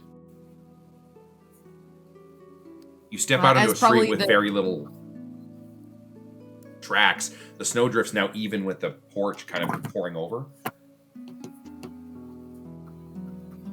I jump into the snow, very like, this is fine. I'm assuming you're properly dressed now, Willow? Yeah, I put on additional layers of silk, so it's like slightly warmer. The insulating value of silk. You have some fine linens that help retain heat. Yeah, I have, but I'm like properly dressed, like hood up, large scarf. I am not. Appropriately dressed for the weather. Yeah, you're definitely not. 1 foot is up to its knee, bare in the snow. while the other one's covered but still cold. I could carry you. Oh, that would be great. Thank you. No. I don't want to be Just carried. knock his face out of the way. Ah. It's okay. I'm gonna trudge to the store, So with heavy a heavy, large, dragging my feet because I know that Esme there has the pantsless leg. You see him take a broad stance and kind of walk, leaving a trench in the snow as he cuts down, and you can see a snow-cover sign just swinging in the wind, kind of tilted towards you as the wind is in your face. What's the store called again? She said Tribor Express.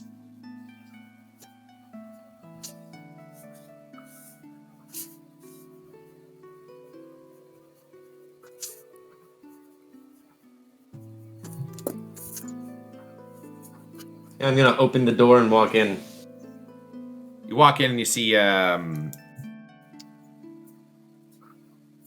it's a well-kept shop. First of all, everything has its place. If you have to take a guess, it almost looks like everything's perfectly uniformly spaced on the shelves. You see racks of water skins neatly tucked away, all in a perfect fanned-out position. You see other various goods littering the shelves, food, rations, anything you think of, all perfectly put in its place. Behind you can see, sweeping an already clean floor, a male with a strong jawline, sharp features, short cut black hair, and with an old suit. He's wearing like a blackish suit with a small tie, but it looks worn. You can see a patch on one of the elbows, and you see him keeping the shop. And he turns around to you and goes, "Well, welcome to the Tribor Express." Good day. I just pull Esme in towards the pants. She feels like icky being in this store. It is a very nice looking store, Esme. I'm not saying it's a shithole. It's just everything is it looks clean. It just doesn't have fancy things. It has normal stuff. I'm gonna go towards the cloaks and the gloves. They're all racked. You see racks on the one side to your left. A whole row of different various sizes of cloaks, all the same brownish black color, on hooks. And you see other various hats, boots, and you see heavy wool over pants that are meant to go over whatever your normal clothes are. A bunch of other stuff. I'm going to heavy winter gear, weather gear. Yeah, I'm gonna look for the warmest looking set. I don't really need the warm pants; just a cloak is fine. Okay, you find a large black-brown cloak that fits right over properly. It sits on your armor well, and you're able to wrap it right around to cover yourself. With the hood. Yeah. Oh, yeah. And all the cloaks have hoods. Okay, good. And some gloves. There's gloves. Okay, yeah. You look around and you find a set of gloves that matches your large hand size. He goes, yeah. I do like new customers. Sorry, that is the wrong accent. What am I doing here? Oh yes. That is the new stock that just came in. Oh yeah, it's quite fine. Thank you. Well, Gov. What did you say? That's my friend here. Obviously, she's got inadequate pants. Well, we only got what we got there, ma'am. No. She needs something to cover her leg. Oh yes, we got the pants here. Sir, do you have anything in purple? Well, we don't. What we got is yeah, ma'am. I am. So yeah. No purple. No. What about gold? Gold? Like the color gold, not the money gold. I got that. Are you taking a piss at me? No, she's actually not, I don't think. Could you not dye your pants after?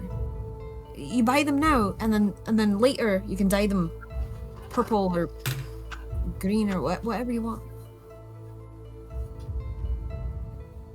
That sounds like a lot of work. Well, you could pay someone. Oh, we got, ma'am. I don't know if you're taking a piss out of me, but I can't. We got what we got, you know. And it's quite fine, sir. Thank you. Oh, thanks, Chief. Okay. Would you rather face black? Black? Oh, we got what we got, ma'am. What I need color a is pair it? that's gonna look okay with what I'm wearing. I think that will match what you're wearing, ma'am. I think that will put together real good. We put the cloak and the pants on, and I believe it will come together good. Is she serious? I don't. What kind of material is this? It's all wool, ma'am. 100%. Is it like it's scratchy wool, or is it like good quality wool? Oh, ma'am, it's what we get. It's what we get. It's what we get. It's quite warm. understand It's quite nice. Have. You're not answering my question. Well, ma'am, what we got was we got.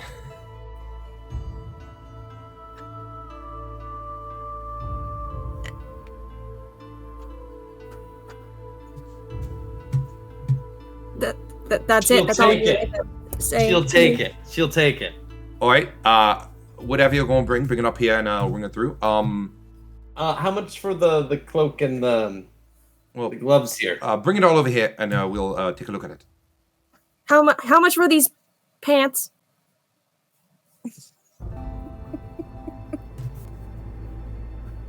I said bring it all over here, and I'll take a look at it. He needs to read the tag. I just take the pants and hand them over to him. I'm going to put on like an extra cloak onto the pile, an extra set of gloves, an extra hat, like the whole like rich white girl ensemble. All the same color, preferably the same shade, but I'm not picky because I am. Yeah, it's not me. I just bring over like basically one of everything for her, and I just keep my gloves and cloak off to the side. All right. Oh, look, all the matches. Look, it matches. You won't even class. They won't even know. No, but cost If you someone about, saw you walking past, they wouldn't even realize it's you walking with this on. You'd be a completely new person. Ugh. Alright, so we'll do for what is this? 4 cloaks? Are you No, asking me? just 2 cloaks, it 2 seems like. cloaks. 2 sets of gloves, and then a hat, scarf, pants for this lady. Alright, well, yes, it normally comes in sets, but we'll bring it all together. Call it 15 gold pieces for the lot of it, and yeah. How much for just this cloak and gloves, though? Well, we're normally sold in sets, you see here, sir. But what we're going to have to do here is I'm going Oh, to break sure, it you up. answer his question with no problem. Well, ma'am, ma'am, I think you're taking a piss out of me, to be completely honest, because I don't. Do I look like I'm joking? No, but your questions are quite silly. You don't say, what you see here is what you get. If it's not here, you obviously can't. I don't have a back room. I live back there. Well, maybe you should. For people like me. Alas, I don't think he gets many people like you in here. Just saying. Well, I haven't even met very many people like you. All right, so it'd be about 15 gold pieces. Is there anything else I can get you? I do have some pieces here. You since you seem to have money, I do have a couple of items here I've gotten traded in recently. Adventuring items for you, adventuring type. I have here a cloak. It is it's supposed to be some kind of magical cloak. I also can't tell, but I did pay quite a penny at it because it is durable as all hell. I can't seem to put a hole in it. And the other one here is a pair of boots. You see, I don't know what they do, but they were supposedly supposed to keep you quieter. But that's all I have. I he'll get take those. bobs and odds, people who can't trade stuff in for money, and occasionally these two pieces themselves were traded in by the tavern. The boots? You said it keeps you quieter? Oh, absolutely, Does it yeah. keep his mouth quieter too? I think it just means his steps. I'll tell you what, you buy me those boots, and it will buy my silence. Done. Wrong. Well, there's boots here. We're going to run you up. Alright,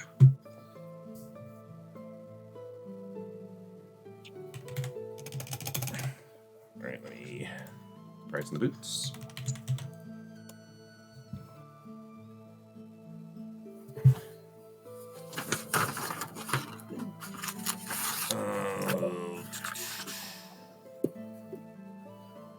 Inquirer, eh?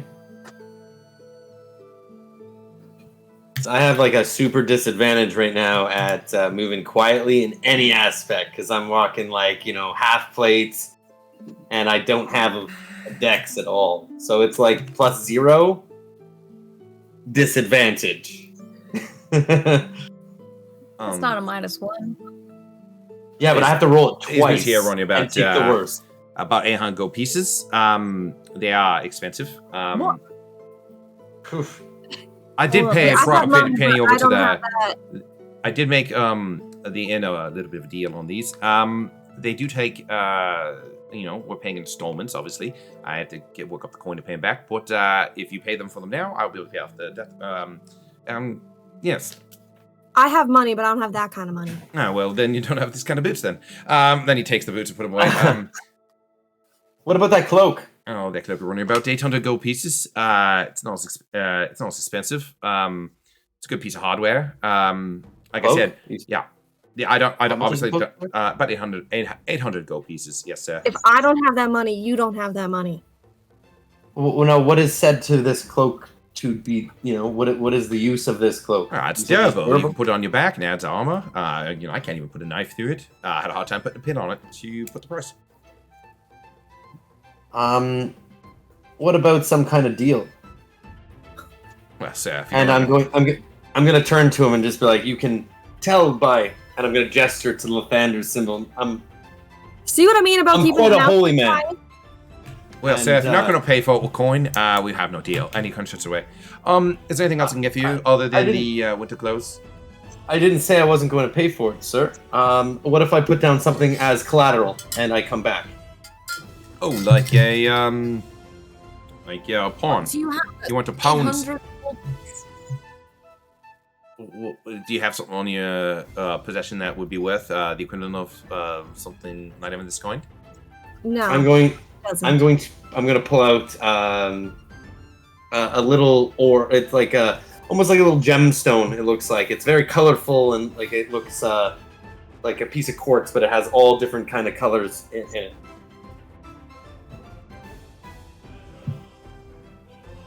Well, See, this is quite valuable to me. oh yeah, I mean, it's worth a couple hundred silver for. A couple hundred gold for sure. But I'm not gonna trade an item worth 200 and some gold pieces for this. This particular item has some sentimental value that is much more than what the 200 gold that you would. Well, God, I sell don't for. hear. No, you misunderstand. I know that it's not valuable to you, but it is to me, and I assure you, with Lathander as my witness here, that I will be back. You do know that we are the heroes that saved the town last night, and we are going to go.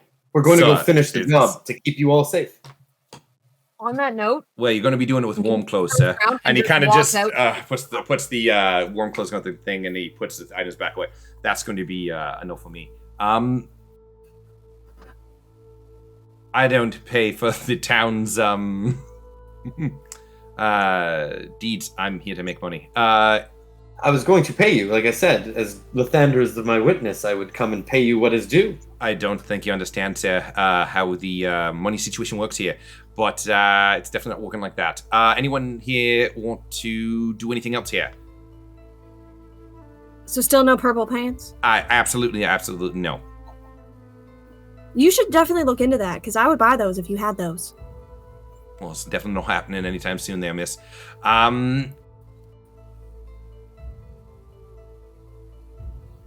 Where are you all from? This is very confusing. I have to say I'm kind of...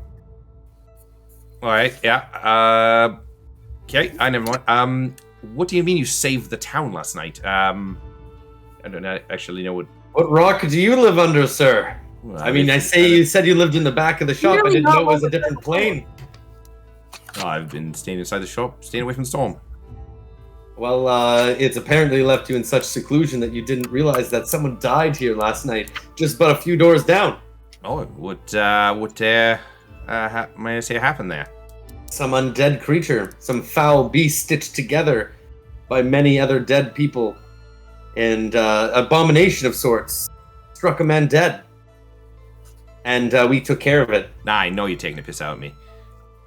No, I'm serious. If you don't believe me, take your ass down to the inn and have yourself a pint and ask around.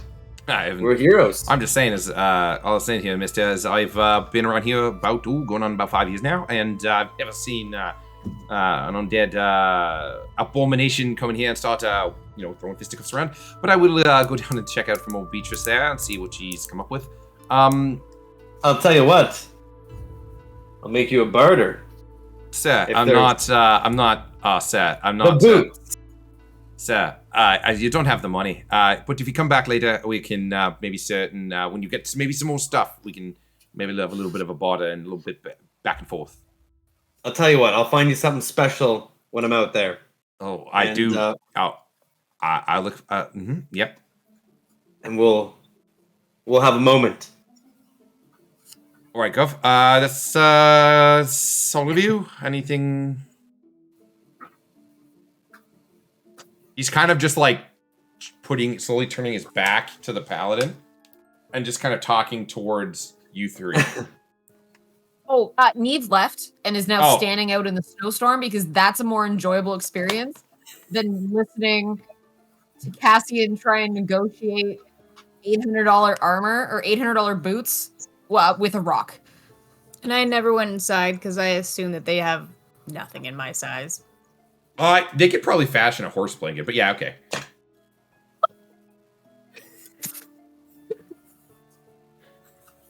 I mean, you're huge, you know? They could probably fashion something up. You could ask.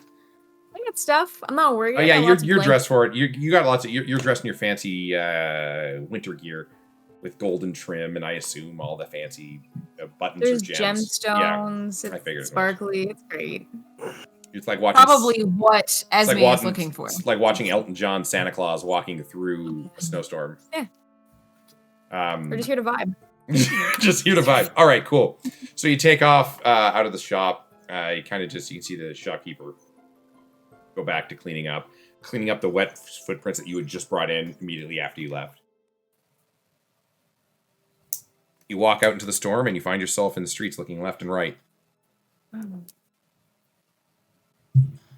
Well, so we bought that armor, right? Or the pants? Yeah, it charged you 15 gold pieces for the whole situation. So what did we get for that? Because I know Cassian was just piling shit on. 15 gold pieces. You have each have a pair of gloves, winter gloves, 2 winter cloaks, and you have a pair of winter wool overpants. And scarf and hat. She also has a scarf. Oh, scarf and hat. Okay, then never mind. I forgot the scarf and hat. The scarf and hat would have been an additional gold. Actually, 2 gold. Sorry, a gold apiece, so it would have been an extra 2 gold. But I just took a cloak and the gloves. That's all I have. Yeah, okay. I didn't need a cloak. You got one anyways. It's a nice wool one to keep you warm. We never established if it was the scratchy wool or the good wool. It's definitely the scratchy It's wool. okay, yeah. Medieval times in Faroon, they've somehow mastered the soft. They have alpaca wool. They have alpaca Yo, down they there. have magic. You're not paying magic prices. You're paying I'm Tribor paying- Express prices. I'm guessing 15 it's the bucks for scratchiest. a Like it's so winter scratchy that you don't even have to scratch your arm anymore because you just have to move your arms and it scratches it for you. I You hate need to that. imagine if like the on routes sold winter outfits, Yeah. how much those would cost. Yeah. This is your $80 hoodie. $80 hoodie. All right. So what do you want to do as you're standing out in the streets, all dressed up, bundled up, ready to go? Trudge. Back where we had that fight and where Willow left that branch With a string. with the string. Like she marked it, remember? Oh yes. The So string is to pointing make your way forward. back there, your tracks are completely covered. You make your way back to in front of the inn and kind of look around.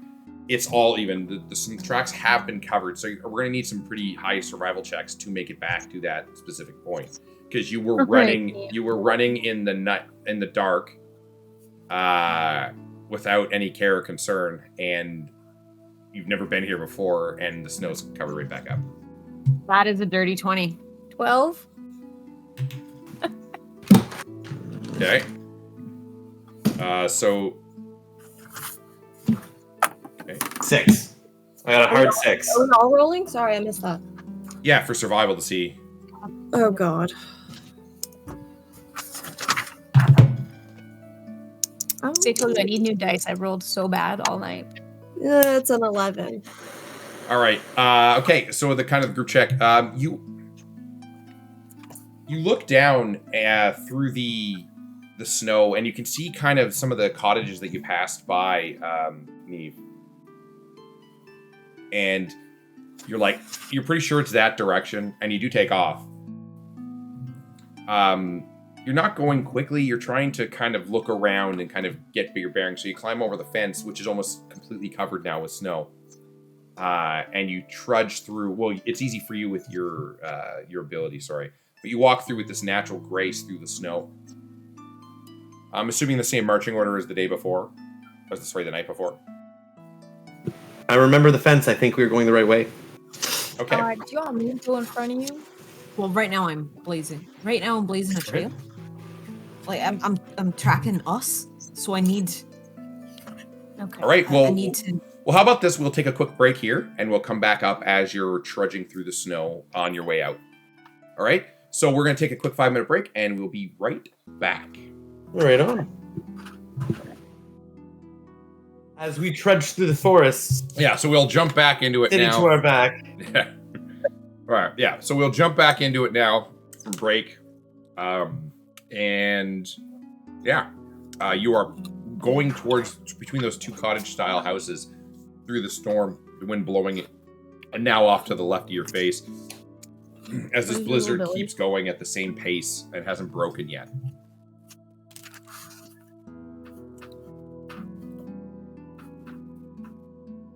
He's waiting for you. Sorry, I'm just reading. I apologize. No worries. If you have to read an ability, don't worry. So, good notes.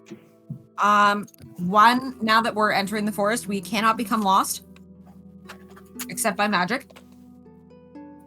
So even if we can't find what we're looking for, You didn't have that on last night, did you? Yeah. Oh, you did? Okay, in that Mhm. case, I'm The whole wrong. You kind of know where you're going then. Yep. So if I'm in my preferred terrain, which is the forest, I can never get lost unless by magic. Okay. So, yeah. So- So I'm retracing our steps as we go through the forest, and I have obviously night vision, so a lot of this is familiar. I could see a lot of it while we were going last night. And this is all still same marching order that you guys, the standard marching order. Definitely paying attention still because ran right into an undead thing last night. Don't want to do that again. We'll get you to do a perception check. And Brandon, what would you say? I will not be taking up the back.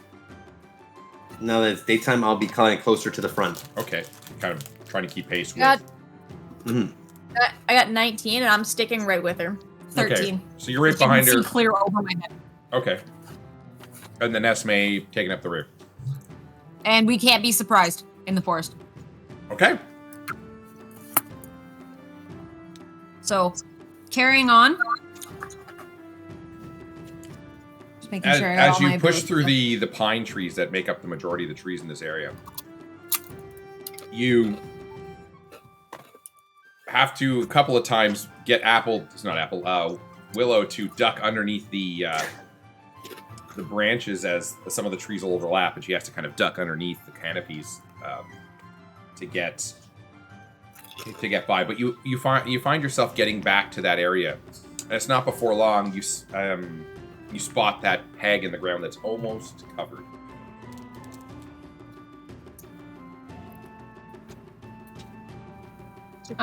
Yeah. So can I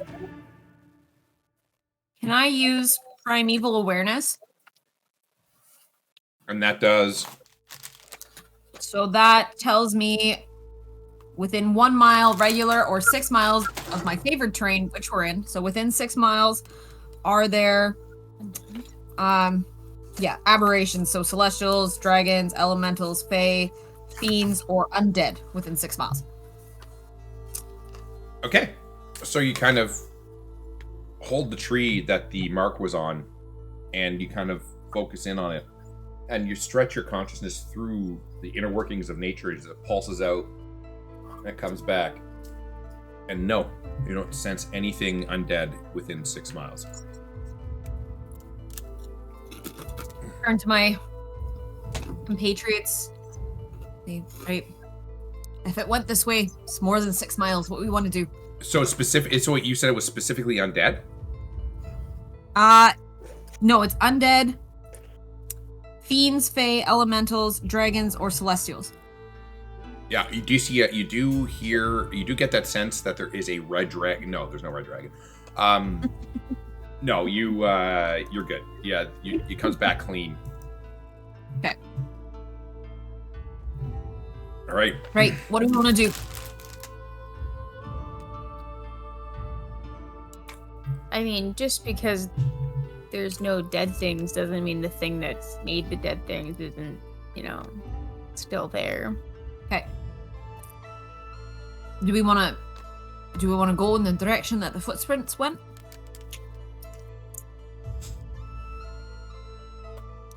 Well, Looking Yes. for snow? we don't have any better clues. That's the direction we came out here to go in, is it not? Yeah. Why would we change our plan? No, I just wanted to make sure you guys knew all the details before we go on a 12-mile hike minimum. We've Well, technically long rested, right? Like I got my spell slots back. Oh yeah, you're all long rested. Yeah. Sorry. To be fair, I mean, I have no real ties to the town behind us. So if we go on a lifetime march ahead, let's Lathander light our path. Except maybe your cart. It's not my cart. We'll go back for the horse. Obviously. That was never not an option.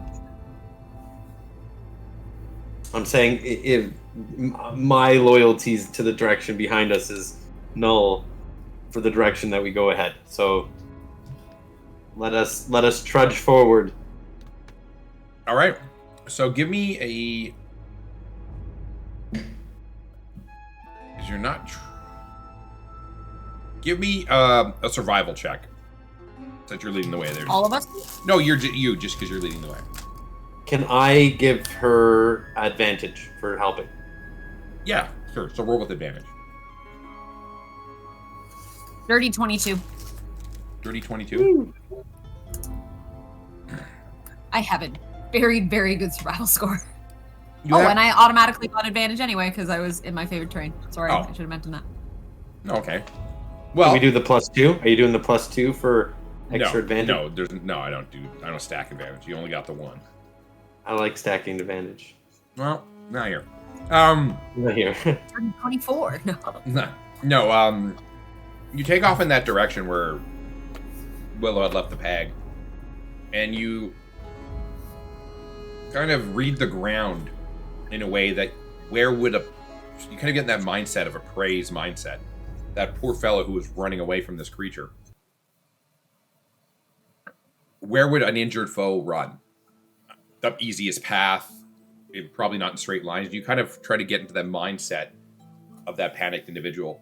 And every so often, when you get underneath a pine tree, you see a divot where the tracks didn't get quite filled in with snow. Barely, but you can still see the depression. And you go on like this for quite some time, kind of jumping from tree to tree. What's up? While I'm tracking, if there's footprints, I know the exact number, size, and how long ago they passed. They're not so much as footprints as just the slight displacement of snow where the creature and this guy had left at that point, the creature wasn't being careful, so it was more like a trench. So... Can I estimate size? No, there's no footprints. It's just you just see the snow do kind of a little. But you can tell that they are from last night. And you follow them for miles. They eventually curve because you kind of went northwest into the forest, and after about an hour or an hour and a half, you find them curving back around to the west, southwest. And at this time, you're all getting to the point where you've been walking in this blizzard now for a good 2 hours since you started your journey. And you notice now, being in your favorite terrain, you notice that they're starting to take a curvature back down to the south. Continue on. I mean, we've come this far. So. And there's no, like, indication of anything else going on. It's just their same tracks. Or their same, like, path of destruction. Mm-hmm. And after about another hour, you find yourself getting back out to a main road. And beside that main road is a cart that has been overturned and smashed to pieces and half covered in a snowdrift. Ready yourselves, everyone. A cart upside down smashed is never a good sign. No, it's a waste of timber. I walk up to the cart and start to see if there's anything valuable on the cart. You find not much. You find a set of crates that contain a person's belongings. It looks like you have oil lanterns and cooking utensils. You find a box full of just rations. Ooh, I'm going to take some of those. I'm going to restock my rations. All right, yeah. You're able to restock your Any rations. money? No I'll money. take the leftover oil out of whatever lanterns are there. Okay, yeah, you find a small jar of clay jar. When you look it up, it's just lantern oil. So you have yourself a jug of oil. But the cart itself, Anything like, no, the rest of the supplies are either buried in the snow or lost to the snow. Does it seem like people smashed this cart, or is it like it got in an accident and just got, like, over time destroyed? It's overturned on one side, and however, the side that's facing up looks like the whole side of it was pushed in, and it was almost like thrown. Oh, good. No animals? Give me an investigation check on that one.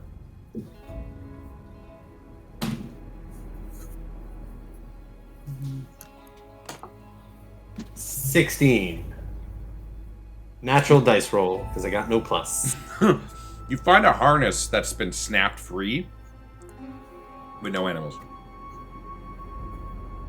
Can we tell what animal would have been in the harness? Typical size. I mean, it looks like a normal harness for a horse. It's not a big card. You're probably looking at a horse. Which Same with direction? Sour and Poppy.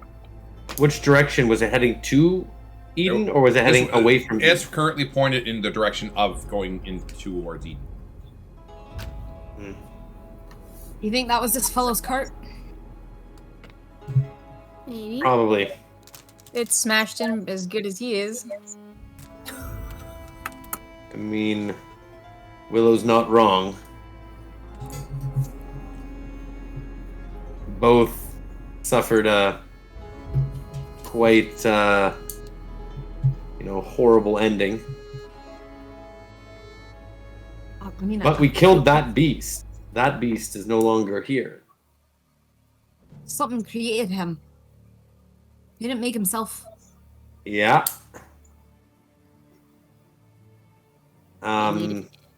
His head alone was made of 6 different people.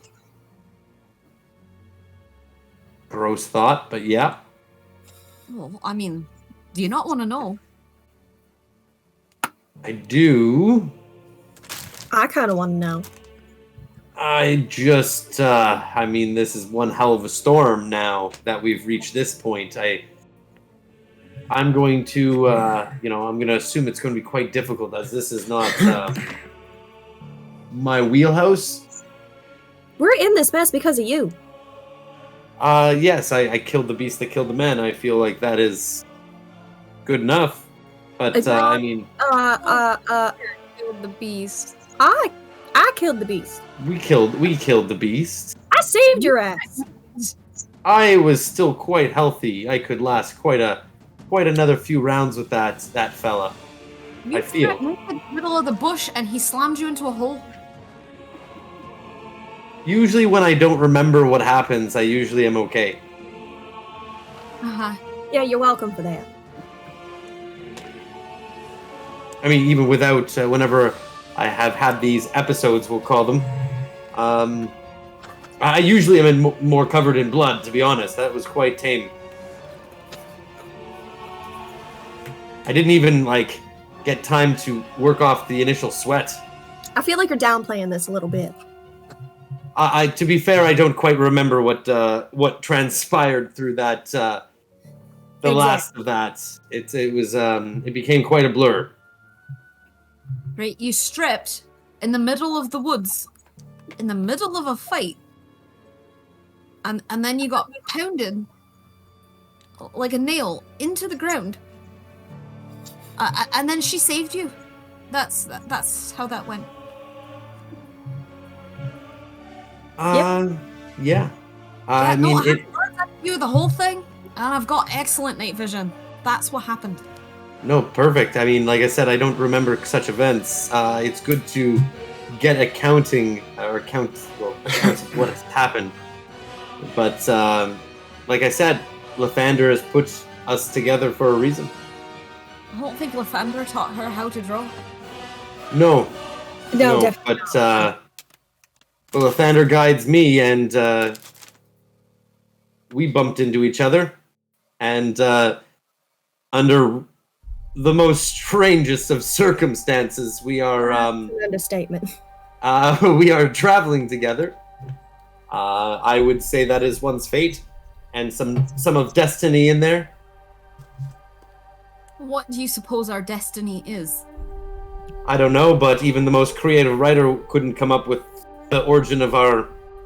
I'm gonna look at everyone, our group.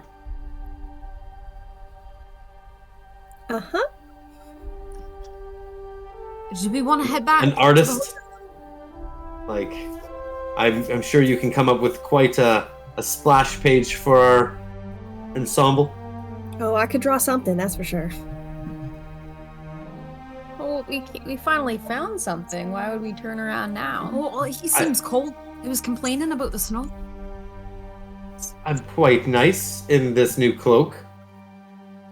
Right. You're welcome for that too, by the way. Well, thank you so much. It is very nice. And the gloves are extra scratchy, just the way I like it. Reminds me of home.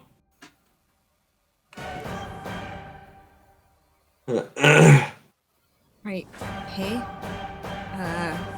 What do we want to do then?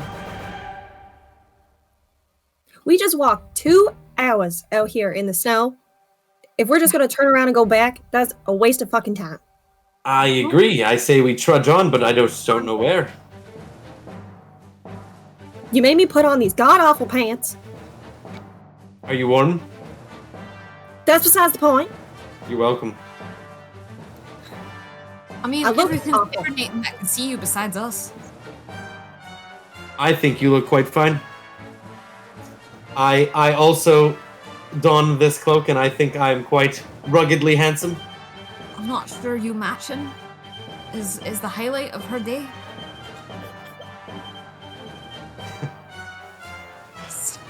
Is there any indication where whatever smashed this cart came from? That will be another survival. Yeah, that's gonna be a hefty survival roll, but yeah. Like I said, this is where I'm judging you guys for your tracking abilities. I've seen you, so let's see you track, 19. tracker. 19? 17. 17. The most you No, find. I'm gonna roll. Nope, not one. That's funny. We are. You're looking Innocent. around and Like, It's nope. right in your eye. I got a natural 20. I was supposed to roll, but I got a natural 20.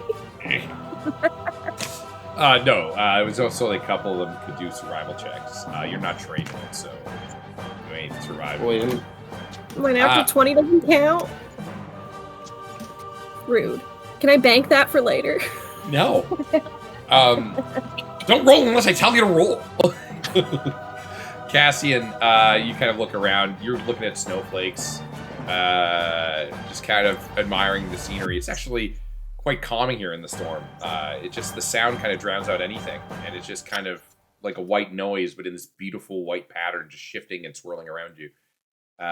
You're daydreaming for a little bit, watching this dance of lakes happen around you as they cut around you and swirl and take off back into the wind. However, the two of you find one set of depression where this creature had kind of sat just off the road on the other side. That's all you can really find. You can't really follow any tracks. Can we get an idea of how large the creature was from where it was sitting? Like how much snow is compacted? It was a lot. Whatever it was big. It does match. About the same size yeah. as the I was thing going to I say, found? yeah, around the same size as the creature that you had dealt with.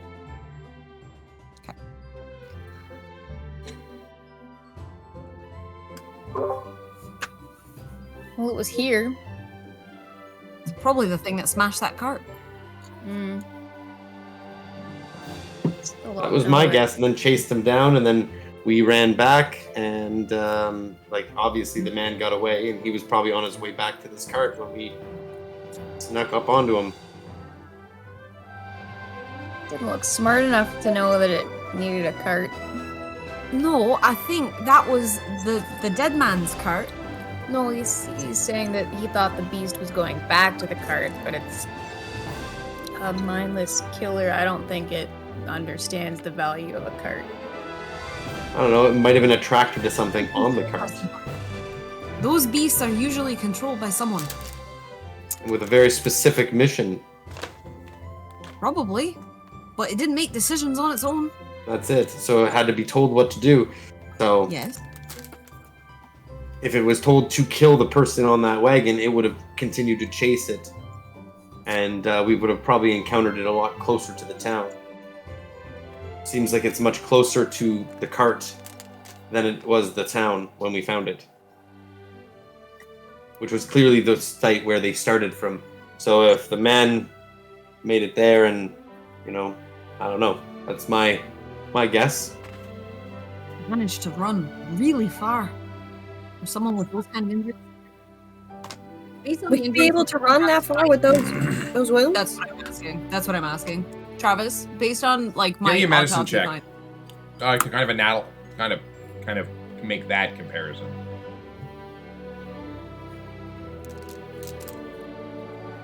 I'd assume that they didn't happen here. You look at him.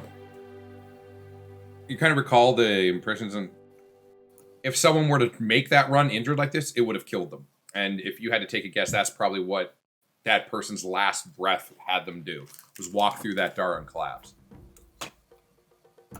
He made it back with those injuries. It was the walk that ended up doing him in at the end. Oh, bless his heart. The true hero. At least he died fighting. Giving us a head start, giving us a warning that there's something. He could have just died out here, like like a weaker man would have. Instead, he gave this town a fighting chance. We're able to seed out this evil before it has time to root itself in. Or he lured it back to the town. Either way, it's dead now. If it was being controlled by something, there's a good chance that something knows that it's dead. Yeah, but it's also it's an asset to the person that summoned it or created it or whatever. So us taking away an asset is weakening this person. So the best time to strike it would be now. Quick question. We passed through the area where we killed it. Yes. Was the body still there? Oh shit, yeah. Didn't ask. So I would say to retcon it. Sure, you find its frozen body kind of sticking in a drift, yeah. Okay. And it looks the same as when we left it? Except it's now an icy, waxy white frozen. Okay. Okay. Thank you. Well, if there's no information here, we'll always go back to the body. I could see what I can find from that. It's frozen to the ground. I mean, I can. I don't pick think it you're up. gonna find. I don't think the body will provide much of an answer. You're probably Is there right. any way? Is there any way to track it, like from where we are now? The cracks are all but covered. I mean, it's a miracle we've gotten as far as we did. Maybe scratch marks. I mean, this is a big beast. Maybe he broke some branches, or trudged a path in different ways that you could look for. Tracker. With the rolls, they would not have seen that. Real speak.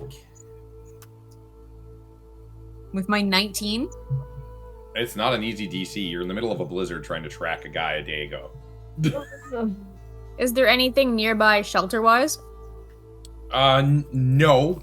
But you, Teresa, you would know, since you can't get lost, you would know you're probably you've taken it a roundabout way, 2 hours, 2.5 hours to get here. You could probably make it back to town in 45 minutes from where you are, if your ranger senses are right, as they always are. we're honestly not far from town. It's only 45 minutes back. The dying man took us in a circle. Why would he do that? Well, I mean, he's probably not got as much of a good sense in the forest, especially at night when he's dying. He's The running dying for- part probably had something really strong to do with it. He's running for his life. He probably just went until he saw any signs of life.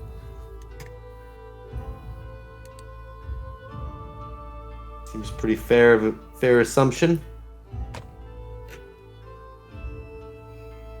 Okay, so you guys are going to head back to town?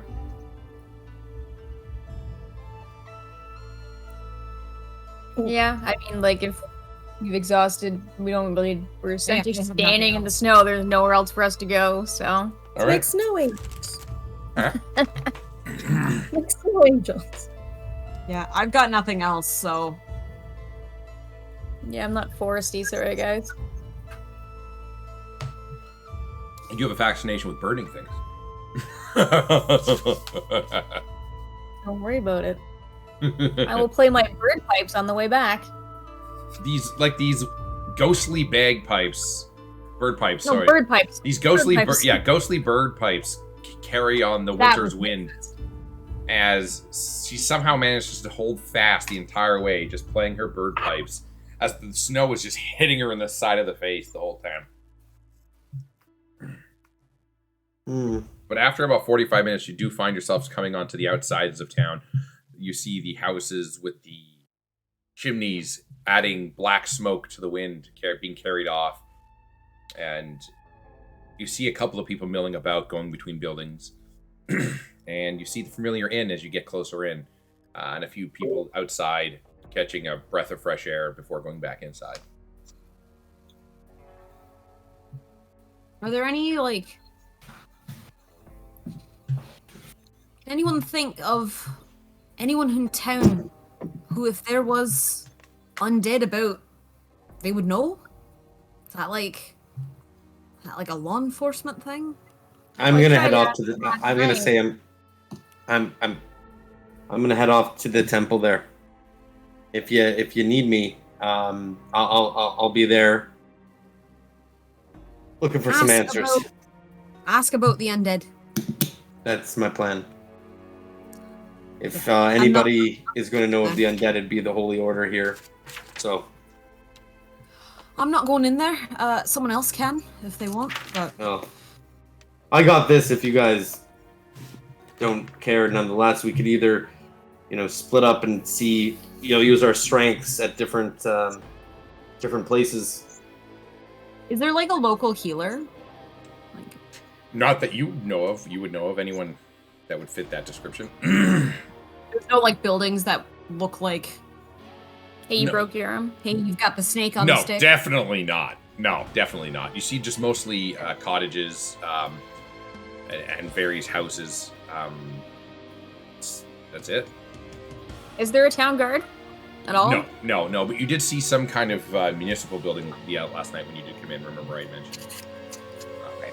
I'll head there. Yeah. I'll definitely go there. All right. It's actually just Where did back I on. go? It's just back behind you. So it's you. You kind of head back the other way at the intersection behind you.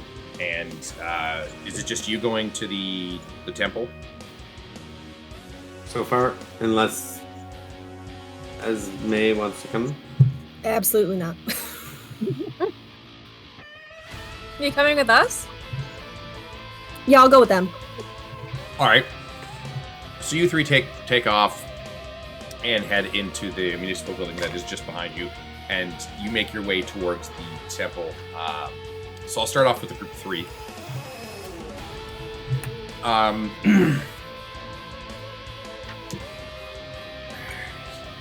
You find your way entering this building that you had a nice, fancy, about waist-high iron fence that went around it. It's now almost all but covered up. As you walk up to it, a small path barely being kept towards the front door. And you walk up to this grand front door painted black on a white building. Now that you're up close, it's not just snow covering it, it is itself a white building. You give a heavy knock on this door, and moments later, a door opens, revealing a man who has a black and gray ponytail. More black than gray, but the gray's starting to become more common. And it's a ponytail pulled back finally. He has these square glasses on, and he's wearing these noble-looking robes, almost like a lawmaker's robes that kind of flow behind him a little bit. And in his left hand, he has a crystal glass with an amber liquid in it. He's sipping it. He's like, can I do anything to help you today? Good day, sir. My name is Dr. Neve Watson. I don't know if you heard what happened last night at the I inn. heard who I did. I heard there was a death in the inn. Nothing local, thank God. But there was some kind of beast that was struck down in a fire set in my streets.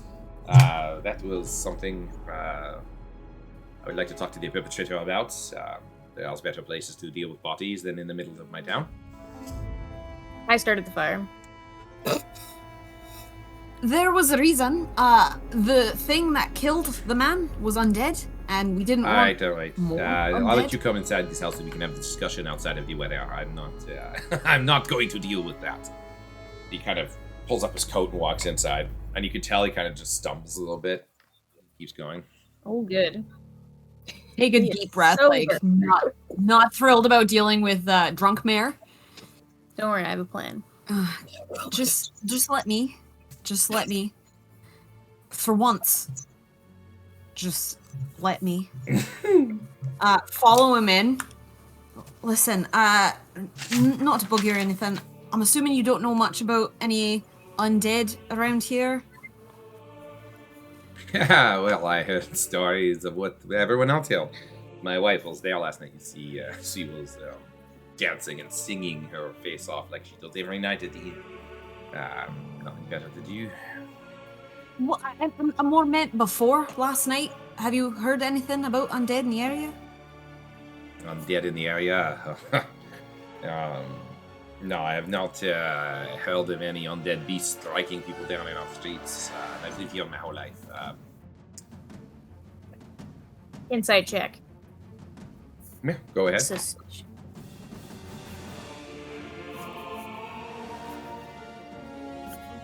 $17. 17?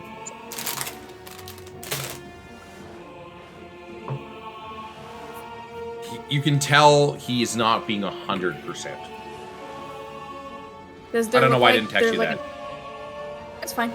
Does it look like there's like he has like an office anywhere? Right now, you see when you walk in, you're in this foyer. You have a set of stairs going upstairs to a small, upstairs. Sorry, and there's a small banister that goes left and disappears into a hallway.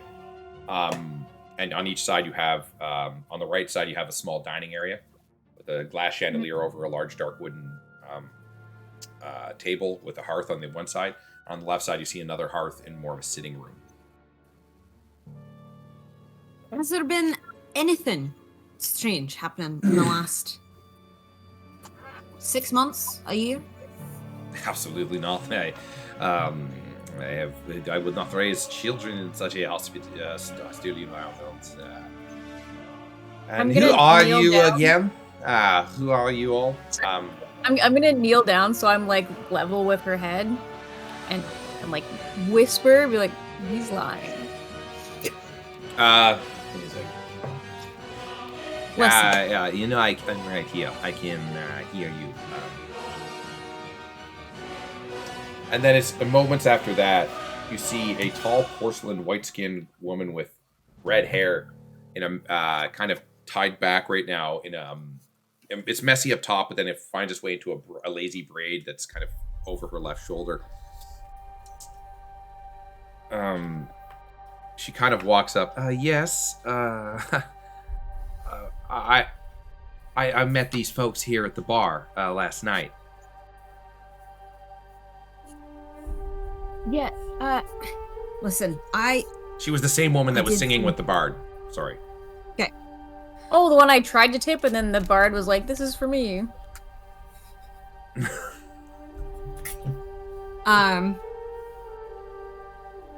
Listen, I did a little bit of, we'll call it investigating on the body of the undead thing. So gross. And I'm a doctor, not just into cutting up dead people. Someone created him, and he's probably not from too far away, so not saying you might want to tell us anything you might know to protect the children that live in this town, which I'm assuming some of yours do. Well, of course, I live here with my idea. children, but you said yourself you've dispatched with Someone created him so they can create more. Well, I assure you, there's no one in this town with that kind of capability. Well, I didn't say they lived in this town. I said they lived near this town. Well, that being said, there's I'm nothing. gonna- We are the only thing out here. I'm gonna walk to the stairs to where she is, and like look up and be like, "And what do you know?" Because I feel like you know a little bit more, and you saw it, so you know what it can do. I don't know what you're referring to. I don't really quite get what. You don't need to be so rude. I just. She genuinely doesn't mean it to come across as rude, if that makes it any better. I've had no reflections, interferences with undead creatures, if that's what you're asking. Well, see, here's the thing. You had an undead creature kill a townsfolk, and That is none very of you unfortunate. seem to be- well, none of you seem to be terribly worried about it. Wanting to find whatever created this undead thing. Yeah, people You die kinda all were the all just time in like, this world, "Oh, as long as they are not my oh." friends, or my family, or my townsfolk. Why should I care? Who's to say the next one won't be? Well, I have a dead monster that is slain because of you fine heroes. But you don't care about the dead boy. And I do mean boy. It was a child. Well, like I said, I don't, Well, he's not from here, so it doesn't matter. not very much so. I can't go and worry about every dying person in this world. Well, he died in your town. He didn't start there, and that means he's not our How do you know problem. that?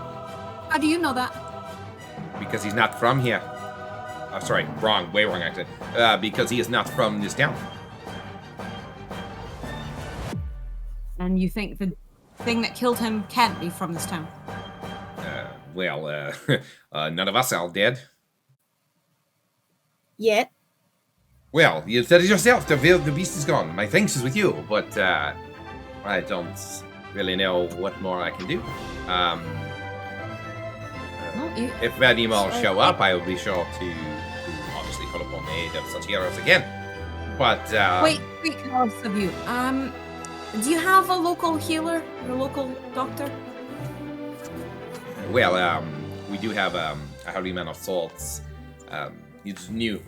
We long vacant the Temple of Tyr was, but they just not long ago, maybe beginning of the summer season, sent a young priest to take up the chapel and restore it for some reason. A priest, and that's who's doing your healing. Yeah, we don't really. We have obviously some of the families here have materials and fathers that are gifted in herbal remedies, but we do not have anything sophisticated. We are going to travel to Tribor for seek more serious cures for ailments. Right. Cool. Well, you've been no help. So, thanks. No, don't take my callousness here for rudeness. I do appreciate everything you did. Saving the town from such a meltdown.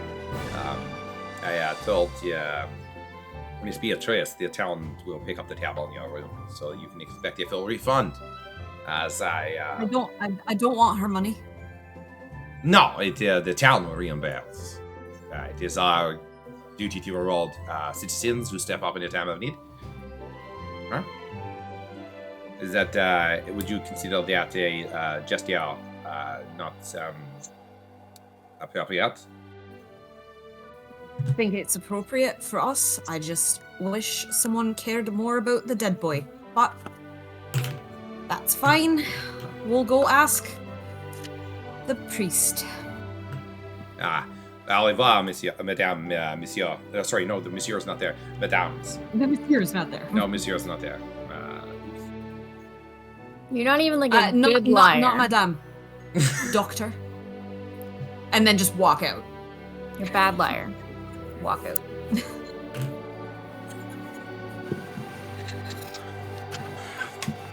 You close the door. They close the door behind you.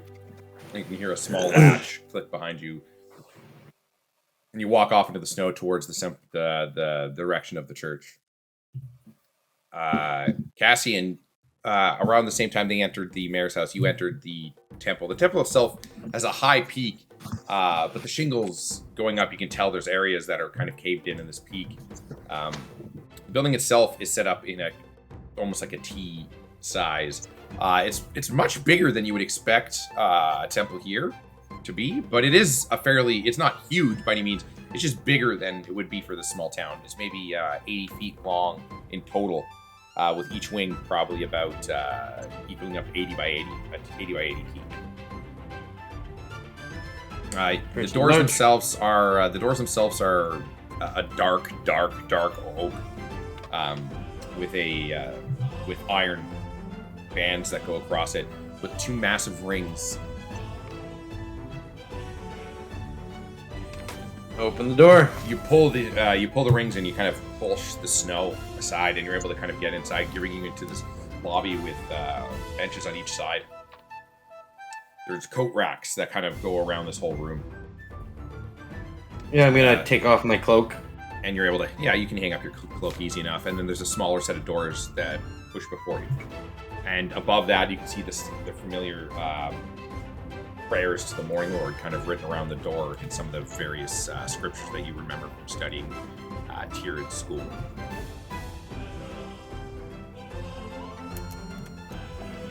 The Morning Lord is Lathander, just so you're aware. Sorry, crap.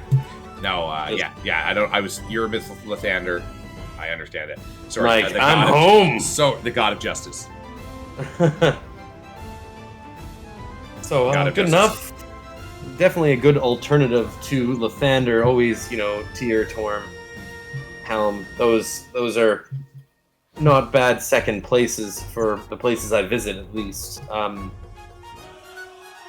I'm going to, scan the room. What do I see? Who do I see? Immediately when you do this, you see a small man in a light tan robe, kind of going over the hood, kind of the cowl, kind of just back, just wide open. You see a young man. Signed confession. A signed confession. A young man with a large, thin-framed. A large man with brown, medium-length hair. It covers just his ears, kind of gives him that squirrely, unkept look. And he's very thin, but he's 6 foot tall, and you can see him working with some tools, boarding up a broken window. As he's replacing boards that have blown out, you can see that it kind of bent away in the storm. The interiors of this church itself are very unkept. It looks like this place had been abandoned for years. The pews are straight in here, but any kind of carpeted and almost rotted away. It's pretty bad. It's a pretty disrepair in here. Yeah, it's seen better days, but this whole town is kind of feeling that, I suppose. So, I'm just going to approach. He's the only person I see, just the person boarding shit up. Yeah, you can see him as he sees you come in. He kind of brushes his hands. He kind of walks up to you, Antoine Markov. What can I do for you? I'm Cassian Holt. It's nice to meet your acquaintance. Another man of the divine. Well, I thank you very much. I too am nice to see here a warrior of the Thunder entering my graces. What would bring such person of your kind out here to my little neck of the woods? Well, I would like to say I come with good and wholesome intentions here, but it's all business. I'm afraid. I'm sure you've heard of the incident that happened at the inn. Yeah, I was going to make my way over there soon enough. Locals still don't really talk to me much, I'm the new guy here. I know in the town. struggle, brother. I know the struggle. It seems that Tyr's once very strong roots here have all but withered and died, it seems. But that's why the old church Waterdeep sent me up here, sort this out, turn this place around, start getting Tyr back in this here valley. I wish you the luck on that. But Tyr's work is never done, but you're always good to have a job that Tyr to expand to more followers. You know what I mean? It's my first post. You see, Open the eyes graduated from the of seminary. the flock. I understand. I hope to grab my first flock here myself. To be honest, why do you come asking about the undead guy and the poor soul that passed last night? I'm assuming you're the priest who gave those final rites to him. I am. I appreciate that, brother. I just, my questions are, is any undead that have wandered in or around these parts? I'm sure someone of the divine would have picked up on that scent. I'll tell you right now. I would have remembered that, that's for sure. And if I saw some of those, I'd be bringing my own paladins down from Waterdeep, you know what I mean? To give this thing the old one, too. Tia don't put up with any of these creatures of the night, you know what any of the shenanigans of the undead. Absolutely not. I hear you there. I'd absolutely not. But no, I won't lie, it's kind of a bit of a shock. I know that here, outside the walls of the great cities out in the wilds, even though All right. we're off the main, Um, not too far off the main. I'm going to ask you an uncomfortable question. Is there any members of this community that, and I'm going to look very concerned directly in his eyes when I say this, anybody from your town dabble in the black magics or the dark arts? Absolutely. That if I knew anyone that was doing that, you know myself, us tear gas don't have many gray areas. We do everything in the absolutes here. No, absolutely. But I mean, conviction needs, proof. I'm just any vibes that you're getting from any particular anywhere to start. No, see no. where I'm looking. But, between you and me, I kind of did some digging about this place before I got here, and this place kind of has a weird past. Do explain. Well, I mean, it once. I don't know all the details. There was records that were lost. I'm trying to find them right now, but one of the wings he kind of points over, and you can now see it. The crumbling around the edges. This area that separates the wall that separates this area from what would be the right wing for you is kind of crumbling in the side.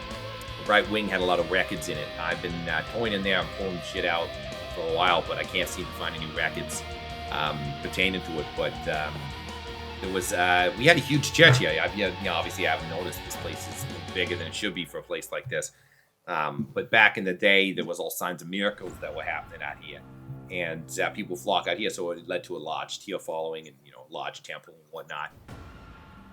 But it wasn't long. All I know is it ended, and then so did a lot of the followers, and then eventually the church just had no one to send out here, and it just kind of went untouched for years, and until your boy Antoine here got sent out to bring up. When did you get here? I got here early summer. I graduated in the spring. Just a couple months. Yeah, I'm brand new out here, spreading the word. I'm gonna look very concerned. Like, what were you doing last night? Me? I was curled up with some teachings at Tia, in bed, reliving the stuff. I won't lie. Sometimes after hard days, dealing with all the snow coming in all the different places and fighting with the winds all day by myself, I wasn't in a very good mood. So on those hard days, I turn to Tia. I sit down and I read his teachings, and they make me realize y'all's doing something bigger than yourself. I'm gonna roll an insight check on that. Go ahead.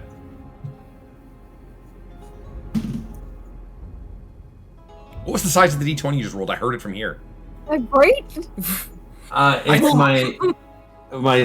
rolled this. I rolled a 19, but they are. Oh, they're metal. Metal. Okay. Because it sounded like you rolled like a chunk like this big. Dude, that's what I thought too. And I was like, maybe it's just me who thought that was really weird. They are specialty dice as the symbol. This is the bludgeoning dice, and that's the bludgeoning symbol. And this one is the slashing symbol. Oh, yes, right. You have ones for each different type of damage. Yeah. Yeah. So, with that insight. Hang on, I just had to give you my. You said my insight. It would be your insight, yeah. 19. Okay. 19 solid. Whatever I roll for any of that shit. Gotcha. He's. Shit, I keep. I'll text you. That's okay. All right. I'll just say you can tell right now he's being honest with you. You can see the sweat, and you can now that you're kind of looking at him, you can see that his hands are heavily calloused and he has multiple bandages all over them, and kind of loosely garmented bandages, kind of almost looking like finger gloves. You thought they were gloves at the beginning, but it turns out they're just bandages that are covering tons of blisters, and he's so thin. This person's clearly been drained of recent. All right. Well, not knowing anything of the undead, is there anything you can help, or any anything that you research where these miracles came from, a direction, like from the northern town, people came in with whatever? As best I know, everywhere. People came from even the big cities like Neverwinter, Waterdeep. Apparently, this little town was known for the miracle heals. People coming in with ailments and being able to walk away completely remedied of any ailments. So this place became kind of like a center of worship for a while. What healed them? I don't know. That part I'm still trying to figure out. There was very little records other than this place was known as the Garden of Eden. That's the name. But I forget the name of it. It wasn't even a real town before. All these buildings really only exist. Can I roll a history check or a religion check on the Garden of Eden? I say so. Yeah, go ahead. Which one? Whenever. It'd be religion, yeah. 17? No, but to be honest, you weren't really taught like miracles, and you learned about the Church of Tyr, but you wouldn't really be taught. You don't remember being taught anything specific to various locations of interest around the world. No, I was just like, the reason why I ask is in case I bumped into another paladin of... mentioned, the Garden of Eden. No, this is pretty specific, and it was a long time ago. But would followers of like Tyr know, or is it just like you would have to know about the town to know? If you're, if people would, things like this would go away after a while. You know what I mean? After a generation, Probably a bit of both. When we get there, I'm gonna say I was actually about to stop for a second. I says around this time, Cassian, you hear the door open behind you, and you see your friend's large figure. You see the large Verblog's head kind of step under the door frame, slightly, only having it tilted just a little bit to get under this large door, and enter into the church where she can stand out to her full height. The roof in here well over 15 feet. Do I notice how like thin and unhealthy this guy looks? Like, is it pretty obvious? Well, you'd have to give me a perception check and see how well you see it. But yeah, you see him talking with this man in that same garb I was talking about earlier. 5. 5? Looks like a dude wearing a robe. Well, I won't keep you. I have no more. If you're around town any longer, you can check back in. I'm still digging in the other wing. I just made that my personal mission now that I got all these exits. If you wouldn't mind. Again, you can tell me no or. No, absolutely no. I'm never gonna. Hey, brother. I'm in the middle of nowhere by myself. I graduated 6 months ago. And the no illusions here. I'm gonna save the day. Well, if you wouldn't mind company throughout the nights and evenings, whenever I'm in town, I will not stay at the inn, and I will reside here and help you dig through whatever we can. Hey, you know what? Anyone to keep me busy at night while I'm hauling out boulders from over there, I'll take the hand, because some of those I can't move myself. I've jammed it on my hand a couple of times. You know what I'm saying?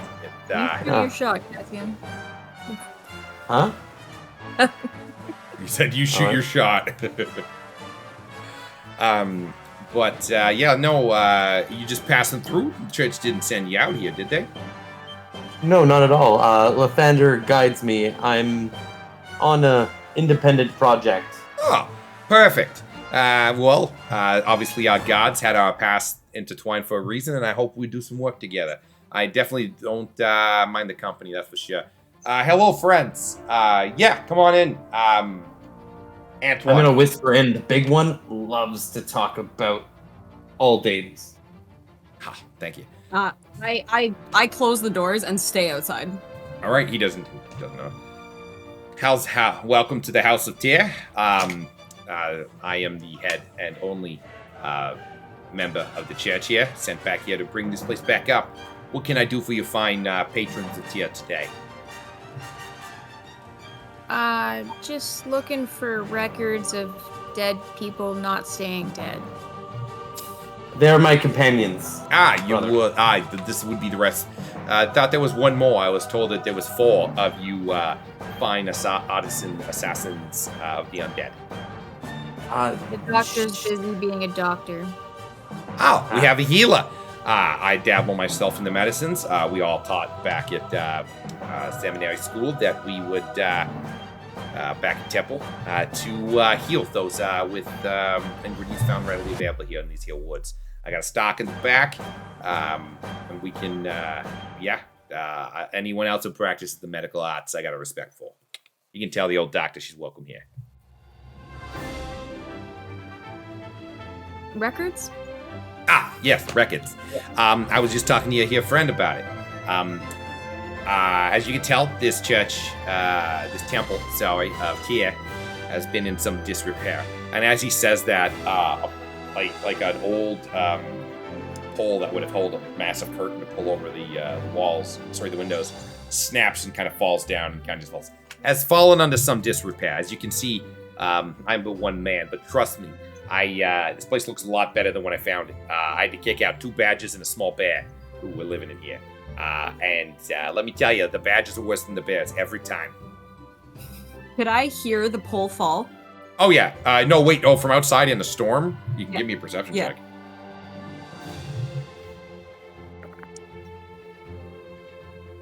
Can I have your rules? That is a +5, so that is a dirty 20. It's still really high DC. I'll say that you see one of the windows kind of go clear, like there was a dark shade, and you see a flicker so you see like a curtain fall down. Can I walk over to the window and peer in to make sure that the 3 of them are still standing and not getting killed by... Yeah. You kind of walk in, and you can see through this glass that's stained with years of weather, and there's dust and stuff on it. You kind of rub it in. You kind of all see a figure walk up to and rub the glass clean. You can see the silhouette of a friendly figure, but you see a blurred image of this gathering of individuals. Okay, but they don't look like they're in distress, so I'm not... No. Everyone looks like they're just talking. Okay.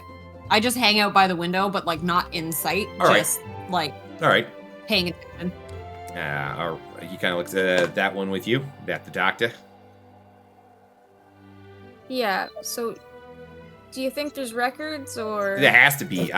This side over here has got rooms in it. That's where I got a couple extra rooms in here. They don't really have anything in them. The mattresses rotted away and were eaten a long time ago. It's actually where one of the badges lived. Willow's gonna grab him by both sides of the face. Your hands are cold, miss. Bring her face closer and... Records. Oh, Where yes. are they? I understand, miss. You keep asking me questions, I keep giving you answers. You stop talking and maybe I'll give you some answers. Jeez, rude. Are they always this rude? She has a thing about touching people. Yeah, it's weird. Strangers mostly. It's weird, miss. It's weird. It might be like a fur bug thing. It might be like it's a still handshake. weird. It's still weird. We don't judge. We don't judge the. In the Church of Tia, you don't start culture. coming touching people's faces. It's a personal boundaries and such. Anyway, I mean, maybe they teach you differently at at tier school than Lathander. Lathander is taught to embrace all people's flaws and Tia's accepted, but we're not all perfect in our God's image. You know what I'm saying? I grew up in the area. Don't touch my face. Anyway, records. Yes. So anyway, the living quarters on one section, and all the church offices were on the other. So my best guess is somewhere under that pile is someone's office with some records in it. That's as far as I got right now. That's what I'm going to go looking at. I'm just gonna march past him to wherever he said they might be. Okay, so you walk up to the right. You see, again, this building. You know this building to be a T. On the left, you can see a door heading out to a long hall, another hallway into another wing. I think it's and there's a couple of lights on the inside. When you turn here, you see the same thing, except the door itself is pushed in a bit. You can see the door's almost ballooning, and you can see signs of weathering and mold and water that has come in this area and kind of stained the wall. When you go to use the door, it moves for a second, and then with like a weaky squeak, it opens on the sound of wet wood on stone. It kind of squeaks open, and it reveals this area that is just full of rubble, and you can see into the wind, and you see up into the sky, and you can see the wind cutting through here and tossing snow in various places. It looks like there's been some boulders pulled out of here to kind of give this about 10 by 10 square, but the roof's caved in multiple spots, and it's kind of hard to get through. So could the doctor get in through the roof if it's open? Oh, she's not coming in. Is it She's really not. classified as in if it doesn't have a roof? Well, that's what I was thinking. It's open concept now. It's more of a patio. Like if there's a hole in the wall, she'll stand beside the hole in the wall, cross-armed, like supervising. So you're playing foreman. But you can see that he's starting to make way on one side. There's a gap at the top in the hallway because it looks like you're standing in the hallway and it kind of collapsed in, and so with some of the roof debris. So you're kind of looking at this cramped hallway that's kind of pushing through, and you can see right above the door out. You can see the wind cutting through. Okay. And up behind you, you hear and you feel a tap on your lower back. As you can see, I'm not gifted with your stature, so I'm only gifted with this what I got. And I've been working extra here trying to move this out of here. But I'll tell you, I'm not in shape, and those boulders, they're heavy. You want me to pick you up? I mean, why would you pick? I just had a whole conversation about touching like 30 seconds ago. So you said you weren't tall. No, I won't. I can show you the world. I hate you.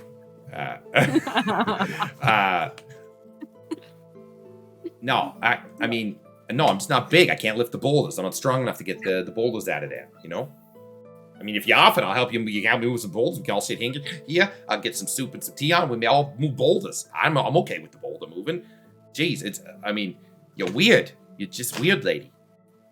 Oh, I do like soup and whatever else you offer. That sounds good. Tea? Set the kettle. Good friend. Yeah. We have ourselves a wonderful night ahead of us. Well, I mean, you know what I'm saying. You know, you looks at you. You're thinking what I'm thinking. Gods are great. Gods are great. You know the retreats were like back in school? Absolutely. It's going to be a wonderful time. I can't wait to swap Bible verses with scripture verses with you later. Oh, I know. That used to be what we did. I know damn well that. I need to break up this bromance, but sorry, miss. I forgot Antoine again. Sorry. I've been alone for days. I won't be moving anything. Weeks, I probably haven't talked to someone in about 4 months. What? I won't be moving anything. No, absolutely. As you can see, I'm quite the petite lady. I wasn't gonna be like, hey, let the tiny one move the big boulders. Like, you just do what you can, hang out. The portrait she could paint for your walls could bring people in and inspire them alone. Whatever you got, whatever gift you got. Maybe Tia, probably Tia. Tia's a great god. Nothing. Lathander's not wrong. Oh, you follow Lathander? All right. Well, whatever god you worship, Lathander's a good one. I'm just saying, if you spruce up the place with your paints, I wouldn't say no. I could use a touch. I'm not an artist. I'm not an artist. Does it seem like, from what we can see, if there's like even remotely a chance there's anything accessible? Oh, it looks like you could clear it out, but it'd take some time. Like with the bunch you here, I mean, you'd probably have to go for quite a while, but you could probably get through. Okay. Only 3 of you, because I'm not helping. I'm just gonna go put more soup on. I got a nice garden soup in there. I'll toss it on extra for you. You can tell the doctor can come in. It's gonna get wicked cold out there, and Is there meat in that soup? No. I have. I'm also not a hunter. A lot of veggies. I get meat once in a while. There, I want to go for dinner at the end. Okay, good, because the doctor won't eat it if there's meat in it. It's good because I suck and I'm to have a shot with the bow. So, not a lot of meat. And can you ask the doctor to go around from the outside since you're not doing anything, and she can at least like spot if she sees something useful, because she sees real good in the dark. Nah, she can come in. The doctor can come in. I don't know why the doctor doesn't want to come in. It's just a thing. I'm not a rude guy. I'm a nice guy. I don't understand. He kind of talks when he walks away, his voice echoing out into the hollowed, empty sides inside of this temple. As he walks into his hall, we can hear it. I don't understand. You try to be nice to people, invite him in for some soup. I'll put soup on in case. You can run it out if she doesn't want to fucking eat it inside. And then he kind of goes off. I love this guy. And with that, as he disappears in the hallway, I would like to end this episode as you bear in for some manual labor here with Antoine. Annie. So thanks, guys. This was a good session. Lots of laughs. had a damn good time with that one. I don't understand. You guys killed me. Like, yeah. That whole conversation with the fucking pennies and so Yes. like, how do I keep? Not you're calling everyone. I was so fucking flustered. I couldn't keep that accent on. You know what I mean? I kept switching accents in the fucking general store because I was still trying to come down off that fucking You lab. can't throw money at people. It was like fun confetti. I don't know. So I want you to know I spent at least an hour working on how to make that song sound like a guy was building a song. Okay, while copying Morgan Wallen's song. I was just trying to figure out in my head of how I was going to rope the party into helping this holy person, them all hating me being a holy person. And then they kind of just like fell into helping them. So I kind of jumped at it. So this is kind of like a really good day for me. He is 100% just standing outside, like the Bilbo Baggins in the rain, beside the building. When he's on the hood up. horse? Yeah. Oh, I fucking love Hood that up, scene. just like these fucking people and these fucking churches. I don't understand. Oh, Will doesn't want to be in the church. She just, no one is telling her the story, and she really wants Where are the goddamn records? Hey, I got 50% of the group. That, it was only going to be 25% on my off time. So Hey, don't worry, I have a +0 in strength, so... Many okay. hands make light work. All right, well, we'll end this episode here with thanks for watching episode 2 here with us here at Midlight Chronicles. Where a bunch of us just hang around, try to tell a good story. Hopefully you had some last night. I know we did. But thank you, and we'll catch you next up in episode 3. Take care. Bye. Bye. Bye.